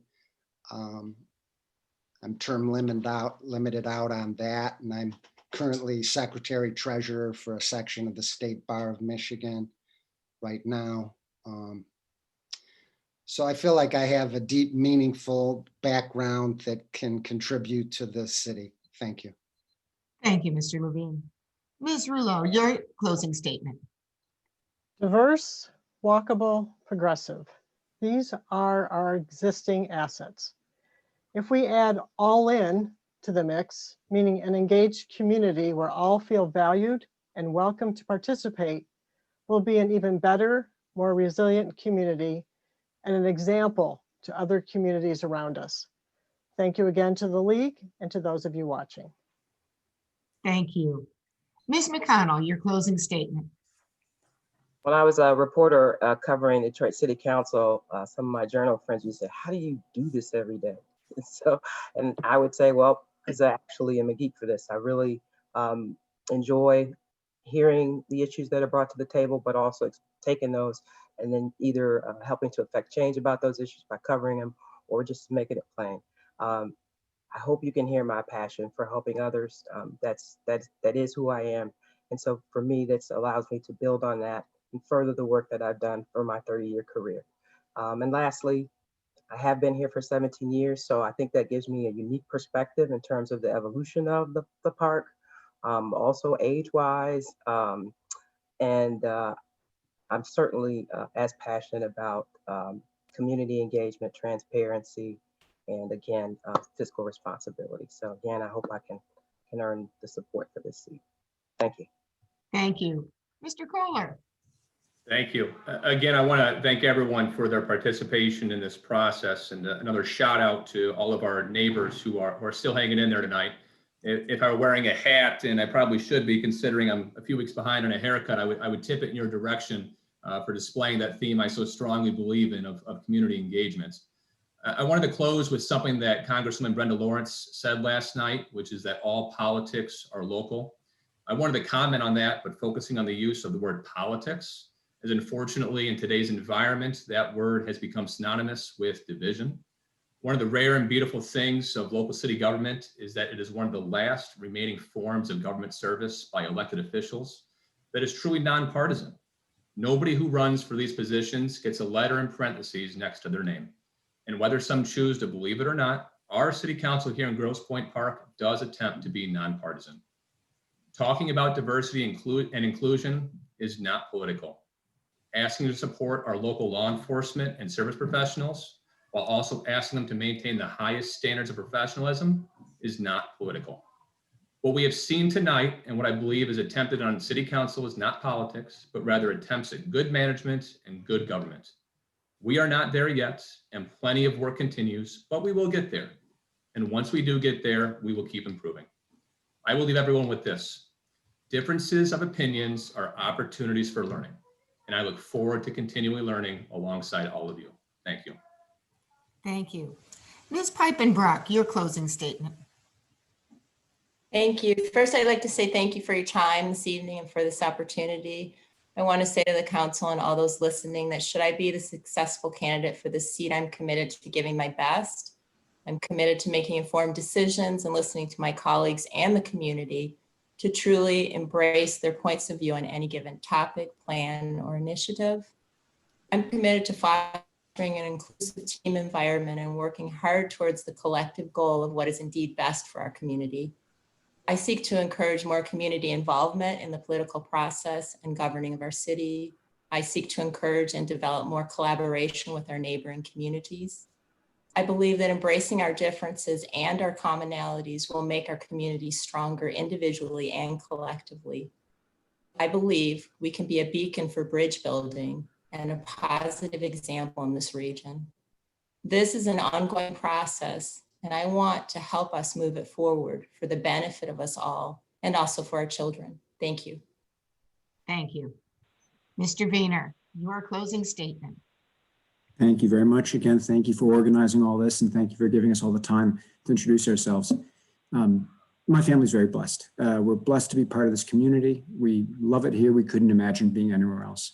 But we appreciate that it took time to achieve that. Sacrifice of so many people before us, the hard work and dedication of so many. Councilman Dan Grano, he left big shoes to fill. And I do think that I've got a skill set and experience that would be an asset to the community, to the council. But I do want to say that I would approach the position with humility. I know what I know what I'm good at, but I also know I have a lot to learn. The first thing I would do is defer to the council members already here who have experience. I want to hear from you. How can I be of assistance? What can I do to help? Where do we have needs? Again, there's things that I'm passionate about. There's things that I'm interested in, but I want your help. I mean, this is a collaborative effort. Something I've learned in my personal life and my professional life is that teamwork is how you succeed. You know, whether it's coaching kindergarten soccer or managing an international supply chain, you have to complement one another. You have to play to each other's strengths. You know, that's how you achieve a whole that's greater than the sum of its parts. You know, I value relationships. I try very hard to work with others, to listen, to take on exactly what, you know, my group, what my team needs. So, like I said, I think I can offer something to this community. And again, whether it's on the council or not, I want to keep contributing. You know, I value these relationships and I value the sense of community we have in the city, but it's not an accident. It takes leadership. It takes a city leadership setting that example of togetherness, of cooperation, and that then passes on to the rest of the community. So again, thank you very much. And I'll always make myself available should you like to hear anything else or have any other questions. Again, I appreciate this and thank you to everybody else who was engaged. Thank you, Mr. Wiener. We would like to thank all of the candidates for their participation this evening, and a special thanks to the City of Grosse Pointe Park for allowing the League this opportunity to participate. A link to this session will be available on the City of Grosse Pointe Park website. The Grosse Pointe Park City Council will decide which candidates will move on to the final interview session on Thursday night, and then make a final decision. I now turn the program back to the Grosse Pointe Park City Council. Thank you, Susan. That was an excellent session, an excellent discussion, and I would like to extend my thanks to all the candidates for being willing to serve our city. We have a lot of terrific people in this city and a lot of people that are really dedicated to making it the best it can be. And I think that we saw a lot of those people here today in the two sessions. So thank you very much. I think at this point, I will move on to the next step, which is to lead towards a council discussion and a decision of who will come back on Thursday. In order to do that, I will ask the council take, say, about a 10-minute break to organize your notes and your thoughts. And it's about 7:12 now, so say come back about 7:20.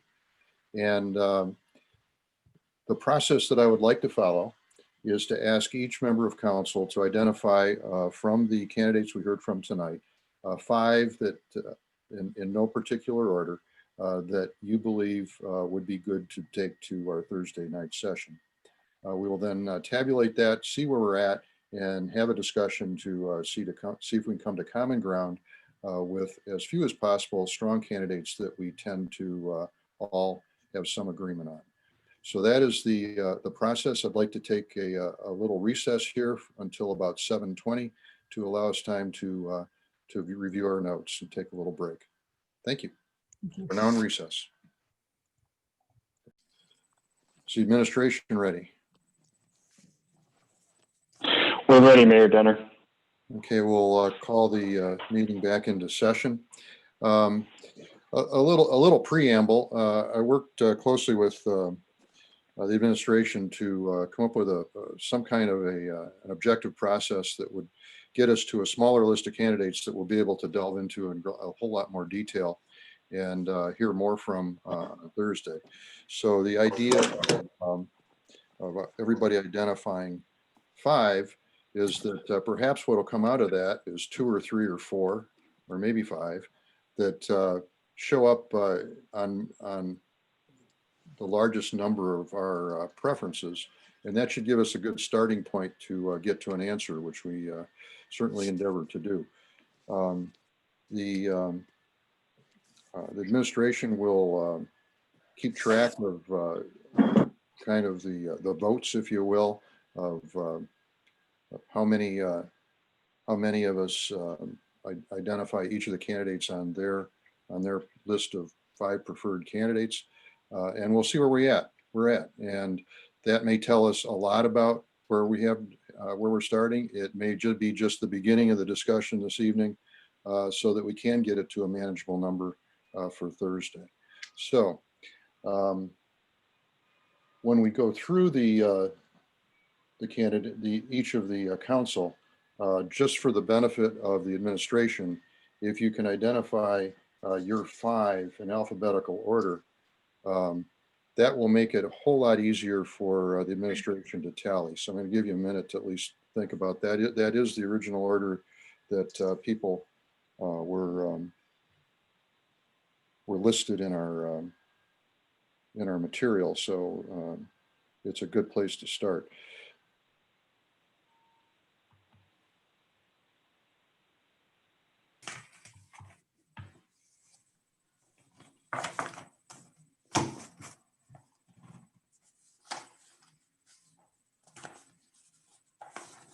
And by doing it in alphabetical order at this stage, we're not trying to pick, my 1 favorite or my 2 favorites or my 3 favorites. We're trying to identify candidates that we all are interested in continuing to pursue, or at least met most of us. Council, are we ready? Yes. Okay, we'll see where this takes us. I'll ask Clerk Blayhut to go through the members of council, and if each member in turn will identify their 5, that'd be great. Councilmember Raylan. I'd like to say thank you to all the candidates. This takes a lot of courage to put yourself out there. I did have probably 8 or 9 candidates I would love to push forward. My top 5 in alphabetical order are Greer, Kohler, McConnell, Piepenbrok, and Rouleau. Okay, thank you. I couldn't agree with you more on, by the way, to interrupt the roll here on the quality of the participation in the candidates, and it makes us feel good about the future of the city, I think. Well, back to the roll. Clerk Blayhut. Councilmember Reed. Thank you, and I agree They were two really great sessions, and that wasn't a whole lot of time to limit the list to 5 candidates. But my 5 are Greer, Kolar, McConnell, Piepenbrok, and Rouleau. Okay. Councilmember Robson? I'd like to also thank the candidates. Very, very uplifting. I think all 15 would be qualified to join the city council. I thank them for participating. What a great community that we have. My 5 are in alphabetical order: Coletta, Gwozdz, Levine, Piepenbrok, and Wiener. Councilmember Hodges? Thank you, Clerk Blayhut. I assume we'll have opportunities for discussion, so I'll just get my candidates on the table. Mine would be Farhat, Greer, McConnell, Piepenbrok, and Wiener. Councilmember Fluid? I also want to take just a second and thank everybody. I don't think we had a bad candidate in that group. And without getting into a lot of discussion, I had several different factors, things that I was looking for. And that was tricky. So my 5 are Greer, Gwozdz, Kolar. Sorry, I went out of order. King, Piepenbrok, and Rouleau. Okay. Mayor Denner? Okay, my 5 are Coletta, Farhat, Levine, Piepenbrok, and Wiener. Thank you. Okay, I'll ask you to tabulate those.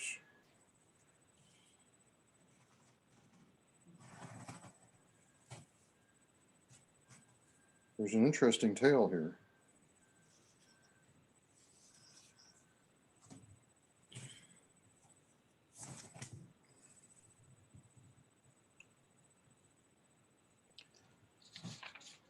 I was keeping track, but I'm going to ask the clerk to report it when she's done. Okay. Coletta had a total of 2. Farhat, 2. Greer, 4. Gwozdz, 2. Kolar, 3. Levine, 2. McConnell, 3. Piepenbrok, 3. I'm sorry, 6. Piepenbrok had 6. Rouleau had 3. And Wiener had 3. Okay. Well, I guess we can start with some discussion. It's interesting that one candidate made it on everybody's list of 5. By the time we're done here, I suppose we could just choose to cut it short and say we're done. But I think we may want to hear from more than that. Mr. Greer had 4, so there's clearly a top 2 in that group. And then we had 1, 2, 3, 4 candidates that came in with 3s. So I'd be interested in your discussion. I could see a lot of different ways that we can go tonight based on this. We could home in on what's apparent agreement on a single candidate, and or we could decide to take 2 or more through to Thursday. There's clearly 2 that showed up on more lists than others. I'd like to open it for discussion. Thank you. Councilmember Fluid. It would be easier to end it, but I think if we promised everybody a 2-night process, we should probably go ahead and complete the 2-night process.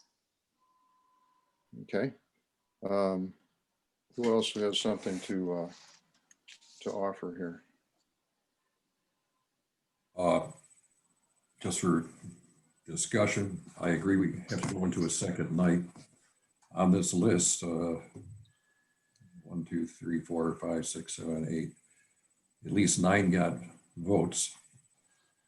In terms of elimination, perhaps if we eliminate the candidates that had 2 votes, whittle it down to the remainder and bring those in on Thursday night.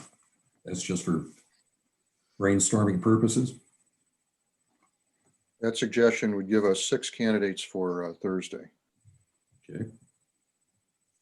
And unless we go through another round, which we in fact could go through another round if we wanted it to have less than 6, but more than 2. There's an obvious 2. But other comments?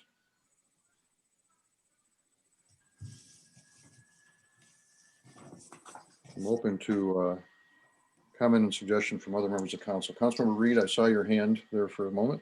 Well, I mean, it does seem like it's down to 2, and if we went with 2, we could have a more in-depth discussion on Thursday with the 2.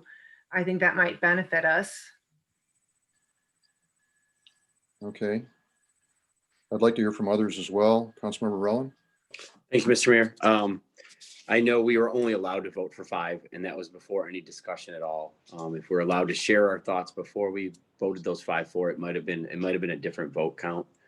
Hearing what other council members have to say about other people and maybe what they know, because I know some people reached out to us to talk to us prior to this. I think we should move all 6 forward that had 3 and higher. That would be Greer, Kolar, McConnell, Piepenbrok, Rouleau, and Wiener. I think that would be fair to them. Half of the council voted for them. That's a pretty strong showing. And I also want to acknowledge the fact that we still may not get a winner from this process. I think we have to get to a majority vote to get someone to go through. Is that proper to say? Yes, at the end of the day, 4 of us need to vote for the same candidate, and that individual can then win the seat. Yeah, so I just want to keep that option out there, that if we can't get to a majority vote, then we'll go to that special election in May. My number 1 factor was council engagement up to this point. I know how much time I put in and a lot of people put in before they ran for city council. This is a special circumstance and people may not have been prepped for it, but if you ever want to do service, I think you should put the time in to be a part of your city happenings before you jump in. I also want to say that we have special differences and things like that. Sometimes that helps, sometimes it doesn't matter. I think the certain things that we look for, that I look for, are the dedication to community engagement and obviously the dedication to diversity. I saw a lot of that today, which is fantastic. I saw a lot of talks about master plan and the different aspects of a master plan, not just that term, but the deep dive into that, what that really means. And I was very impressed with that. The other thing I want to say to those people that don't move forward today, there's an election in November of 2022. Whoever we appoint, if we appoint anyone, is going to be up for election in 12 months. Now's the time to start diving in and be a part of this council, be a part of what's going on, get to know what's going on, how we operate, where you can engage. It doesn't mean your road is over today. All of you had a lot of promise, and I'd love to see you on council from a resident elected position. So that was my thoughts. Thank you. Okay, thanks. Anybody else? Councilmember Hodges. Thank you, Mr. Mayor. I will, just want to sincerely thank everybody. I mean, the good news is we have an incredibly talented community. So there's some really, I think, viable options. And I'm very hopeful that we as a council can come to some agreement. I think we have the quality there that is necessary, that hopefully we can all find the common ground on. And with that said, I think it's important to keep our options open. We have the ability to do that right now. So I therefore would be of the mindset that we advance all 6 and we give them an opportunity to really mature our understanding of their skill set and what they bring to the table. And, you know, as we all know, with elections and selection processes, a lot can change in a short period of time. And, you know, words matter and experience matters and things matter. And I want to make sure I have all of the information necessary to make a really good decision, because it's unclear to me where each person ranked on everybody's list. And therefore, I think it would be very wise to advance all 6. We've already set the time aside to do that. And I think we owe it to the candidates, and we owe it to those that didn't make the list, because there are quite a lot of quality people on that list as well. So we really need to fully vet those that have come before us and give them every opportunity, and ourselves every opportunity to make a good choice. Okay, thank you. Councilmember Reed? Yeah, one thing, and we discussed it a little bit last night, and I don't know where we resolved it, but was the public comment portion, where that would come in the process. Giving it 2 days gives the public a chance to contact their city council, as we've already been hearing from people. And I don't know, I believe we do have to take public comment tonight because it's a public meeting, or Actually, no? actually, we don't, because it's one meeting Okay. that Right. will recess until Thursday. Right. So at some point, we're going to be having public comment. And I know I advocated for that to come before any final vote. And I think some other members of council were in agreement with that. I think advancing these candidates gives our residents a chance to do that. Because we are I know the charter gives us this power, but we are standing in the shoes of the residents who typically do elect their city council members. So, Okay, I'll come back to that once we decide on the on the lineup for Thursday. I want to come back to a discussion on the public comment point. We've got 3 of us. I was going to come down in favor of the 2, but I can see that there's a good argument for hearing from all 6, because I think we could learn some more that will help us, and we may end up therefore with a better final decision. But I agree, this is the time and effort that each of the candidates put in was really good. And I thought that the comments were well thought out from our candidates. So I think that the process and the League of Women Voters did a great job of making it a crisp process that was easy for us to glean information from. So I think we're set up well for Thursday. I guess we can come by consensus to move 6 forward. I don't know that we need a formal vote if there's a consensus on that. What's the sense of council? Yes, on 6. Yep. Yeah, okay, and Councilmember Reed and Hodges are there as well. Okay, let's move those 6 forward that got at least half of our attention, and half of ours made half of our lists, and then we'll go forward on Thursday. The question of public comment, I really deferred to the administration to do some research on what's best practice in other cities and for this kind of a special meeting. And it came back pretty universally that the public comment came at the end of the process because it truly is our responsibility. We do represent the people. The charter was clear about it making our responsibility. And in the age of email, we're going to hear from people anyhow. so I'm thinking that that I would go with what the administration is advising me. At least that would be my preference, to keep the process focused on the candidates and our understanding of the candidates, because not everybody in our city, while everybody in our city gets an opportunity to vote in a regular election, not everybody in our city is able to or will take the time to, even though they're interested, participate in a public comment session.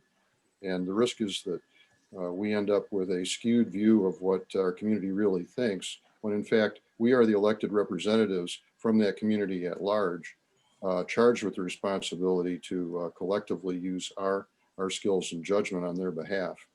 And I guess I would lean in that direction because I think it's probably the most just for the candidates as well. Councilmember Reed. I understand your reasoning there, Mayor Dunner. I do think it's and I'm assuming that the city manager will be doing this as soon as possible to put those names out there in city communication so residents are aware of the final candidates. Absolutely. City manager?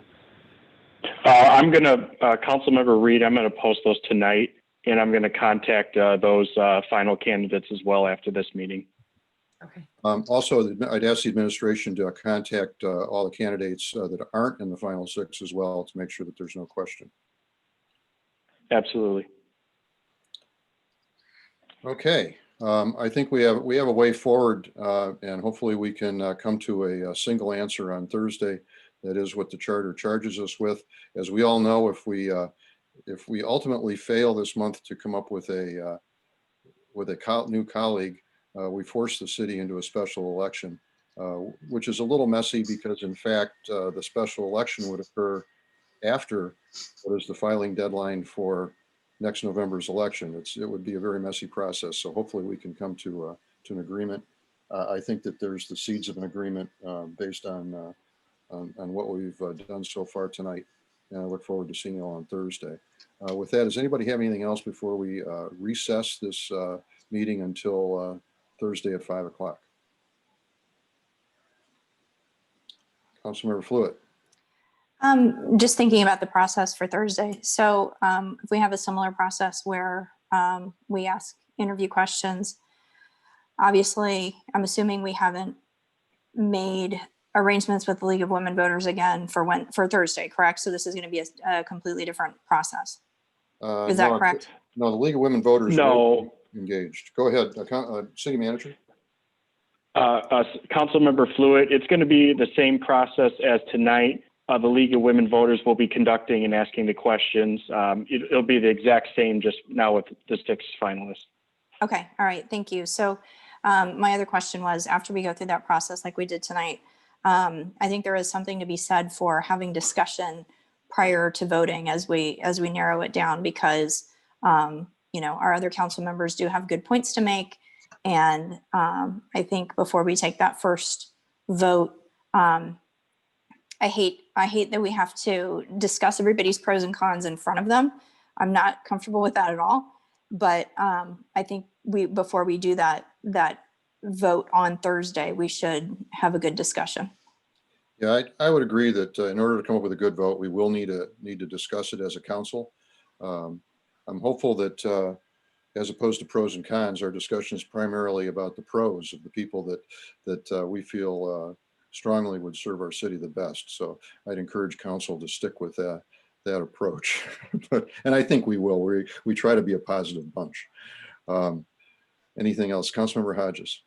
Yes, Mr. Mayor, when this process first started to unroll, I know all of us probably on some level were contacted by individual candidates. And I had an immediate concern with wanting to really maintain our objectivity and the quality of the process. And so I reached out to the city manager and to the city attorney just to secure some guidance and some advice as to how to handle those requests to ensure that we were all partaking in a positive process. And some of the guidance that I received in response to that was the best practice would be for us all, meaning each of us as individual council members, come to some agreement as to how we handle those requests and whether or not we meet individually with candidates. Now, of course, we didn't have the luxury of doing that, so we all had to use our best judgment. I just, for complete transparency, did agree to phone calls with each of the candidates that did reach out. But now that we do have a moment to talk about that, and knowing that we're now in the next stage of the process,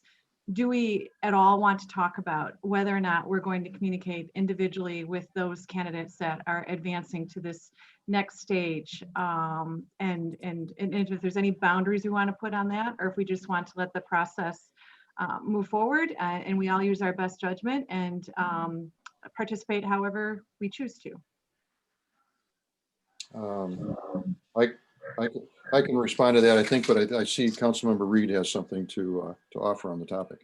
Yeah, I mean, I think that we have to be careful about abridging anybody's freedoms here. And anybody, I've always had a policy, any resident who contacts me, I will talk to them.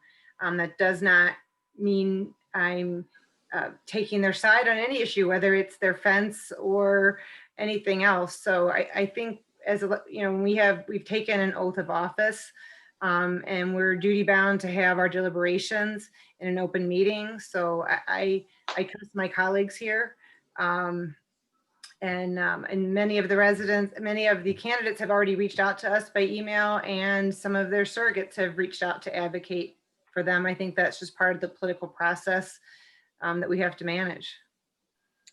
Yeah, I agree with Councilmember Reed. I think we rely on the best judgment of of each member of council, and that we have an obligation really to communicate with those of our constituents that want to talk to us, and that includes these candidates.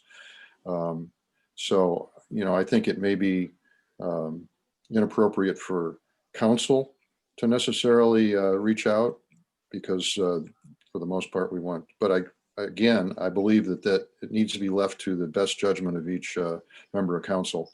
That's the way I would encourage it. Thank you. I appreciate the opportunity for that conversation. I think that's good. Councilmember Relin. Thank you, Mr. Mayor. I'm wondering what the exact process will be on Thursday. Well, we're gonna the process of the interview will very much look like tonight. Yeah, but because what do we do after that? Because I didn't know whether we're going to have 1, 2, or 6. The process is going to need a little bit of refinement, I think, between now and Thursday. I'm going to work with the administration on that. I agree with the concept that some discussion before we try to get to a final conclusion will make sense, and the objective is to get to a vote. So I'm gonna work on that. If you have some particular suggestions, feel free to forward them. But I'm going to work with the administration on a clean process that will get us to hopefully a unanimous vote. I was wondering if we could talk about it a little bit more tonight, since we have all of us here. Sure, And it's only 7:30. We still have 3 hours before this meeting's over. I'm joking. I'm just wondering, since we have 6 people, right? Are we going to have to rank them? A ranking system is always good, 1 through 6, and get a point for each one. You know, reverse pointing, or do we each vote for 3, and then whoever has the most votes again? I think it's obvious there's a little bit of difference of opinion here. After Thursday's interviews, we're going to learn some more about these people, which is great because they are all very strong. But I'd just like to get the voting process done here tonight, so we know what we're doing before we go in there. Today, I wasn't sure if it was going to be 5 or if it was going to be 7, or if it was going to be a ranking system where you rank all 14 or 12, all 12 people that we had. You know, so if we can get to that consensus tonight, that'll be good transparency for coming into Thursday. And if we can't, then obviously if we can find out before Thursday through email, that'd be great. What I've learned from other councils is that typically as you get to the final process and you have a discussion about, particularly on the positives, you know, what was appealing to you, most governing bodies, with some exceptions, have pretty quickly coalesced around someone, and then there's a nomination and a vote on that individual. If that does not look like it's going to be the case, as we can go through our discussion, we'll need an organized approach to get us to a smaller answer, which we could do a ranking system. We could do a top 3 and see how many hit, how many of the 6 are in the top 3. I want to think that through a little bit. I've designed a lot of group processes in my career. And it depends a little bit on how close to consensus we're going to get. So my thought would be, if we can get pretty close to a consensus and take action on a candidate that we seem to all be very favorable on, in a sense, that's the best for the candidate and the best for us, because it shows a certain unity going forward. If that doesn't look to be the case, then I think we'll need to narrow it down again through some objective process before we can get to a consensus kind of a situation, which would be my hope. It is also possible that you can have you can vote all night and never get 4 votes, but I'm hopeful that that's not going to happen. Yeah, we can hope. We can hope. We do have some great candidates again. It's a matter of getting to that 4-2, 5-1, 6-0 vote. But it's just something I would love to put forward before we get to that Thursday point, so we know what to expect as council, and then how to approach it with the candidates that we see here. And again, all pros are much better than cons, so I'm sure we're all on the same page there. Okay, Councilmember Reed. I think that Councilmember Fluid, what she was asking for, and I would agree, is sort of a general discussion after the conclusion of the interview process, where we have the chance to talk about what we're looking for or what impresses us, as just in the same way the candidates were asked, what's the top priority. I think that discussion helps, and it may help for us to coalesce around, a couple, 1 or more, but less than 6 candidates as we have that discussion. I don't know, Councilmember Fluid, if that's exactly what you're asking for, but I would like that type of discussion preceding any ranking or any vote on Thursday. I think it's important. I think it's important for the residents to know what we're considering as well. Yeah, I agree with that. Councilmember Fluid, I think that was probably pretty close to in the spirit of your recommendation. Yeah, sorry, I didn't have anything to add to that. I was agreeing with what Councilmember Reed said. Yeah, I would like to hear other points of view. I know, what the important priorities were for me, but someone else may have something to say that I just didn't think about. So I would like to have that open discussion. Mm-hmm. Again, prior to that first. I like how we voted here. I like how it kind of drew everybody out in kind of an objective way, I think. And, maybe we might consider doing that again to pick a top 2 or a top 3 after the interviews, after the discussion, narrowing it down again.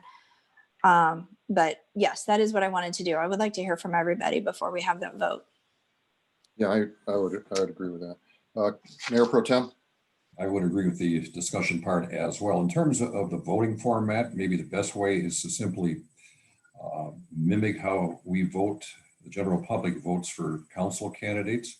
By that, vote for 3. And then proceed on from that tally and see what we have. So that would be. That would give us a narrowing down approach after we've had a discussion about it. Yeah. That's certainly a reasonable path. I see a lot of heads nodding. So I think that that's probably a reasonable way to anticipate doing it, unless something just jumps out at us as a quicker process on the night. Councilmember Hodges. One final thought off the top of my head, recognizing we could get to the point where we're down to 2 and we're just at a stalemate, and we can't get it to the finish line. Do we want to contemplate one last question to pose to those 2 candidates to really challenge them to help us make that decision? Or I realize that's something you'll probably want to consider further, but that's something perhaps that we might want to think about over the next 2 days as we figure out how we're going to make this decision. Yeah, I'll think about that. I think the one last question idea is, if we are stalemated, one decision we could make is to have yet another special meeting to do what you described. But hopefully it won't come to that. I'm going to try very hard to keep us in session until we can come to a reasonable consensus, or at least as close to it as we're able. So that's, I think that's where we're headed. Councilmember Hodges. Well, and just to clarify on that point, the charter, just to remind me and all of us, we have until November 27th, is it, to make the decision before it's forced to a special election? So we would have that option for another meeting if we needed it. That's correct, Councilmember Hodges. In terms of the calendar, we would have the option. I know how much you like to have these meetings, so. Yeah, we can, it should be at least 4 hours. I'd like to remind Councilmember Rowland, that we've already been on for 3 hours. Hard to believe. Thank you. It's time for a bathroom break. That seems to be our minimum.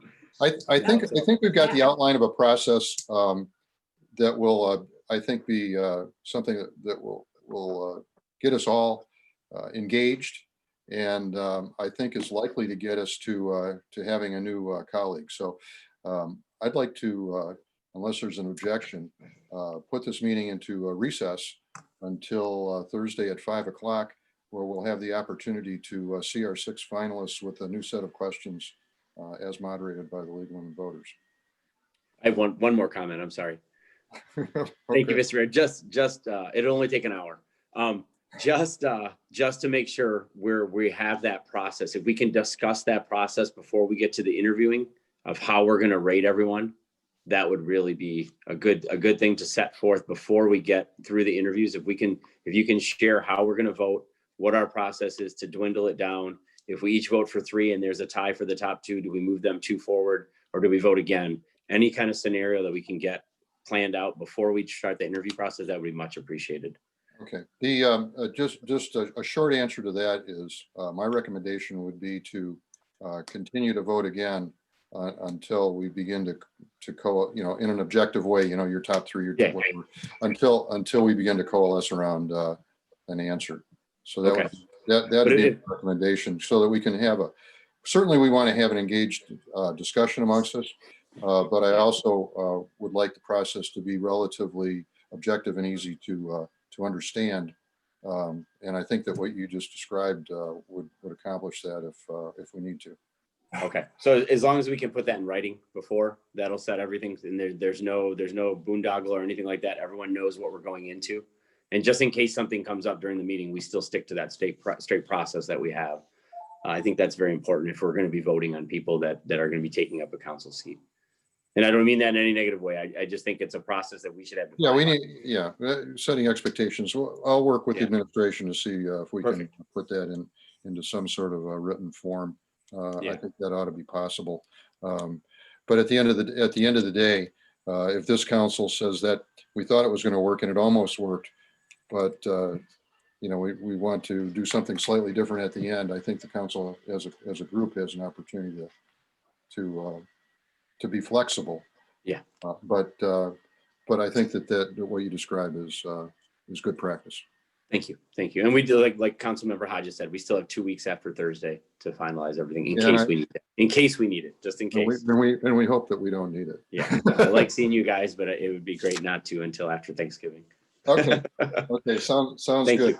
With that, this meeting is now in recess until Thursday at 5 o'clock. Thank you, all the participants, all the candidates, members of the public that have joined us, and League of Women Voters, and certainly council for all their efforts. I'll see you all on Thursday.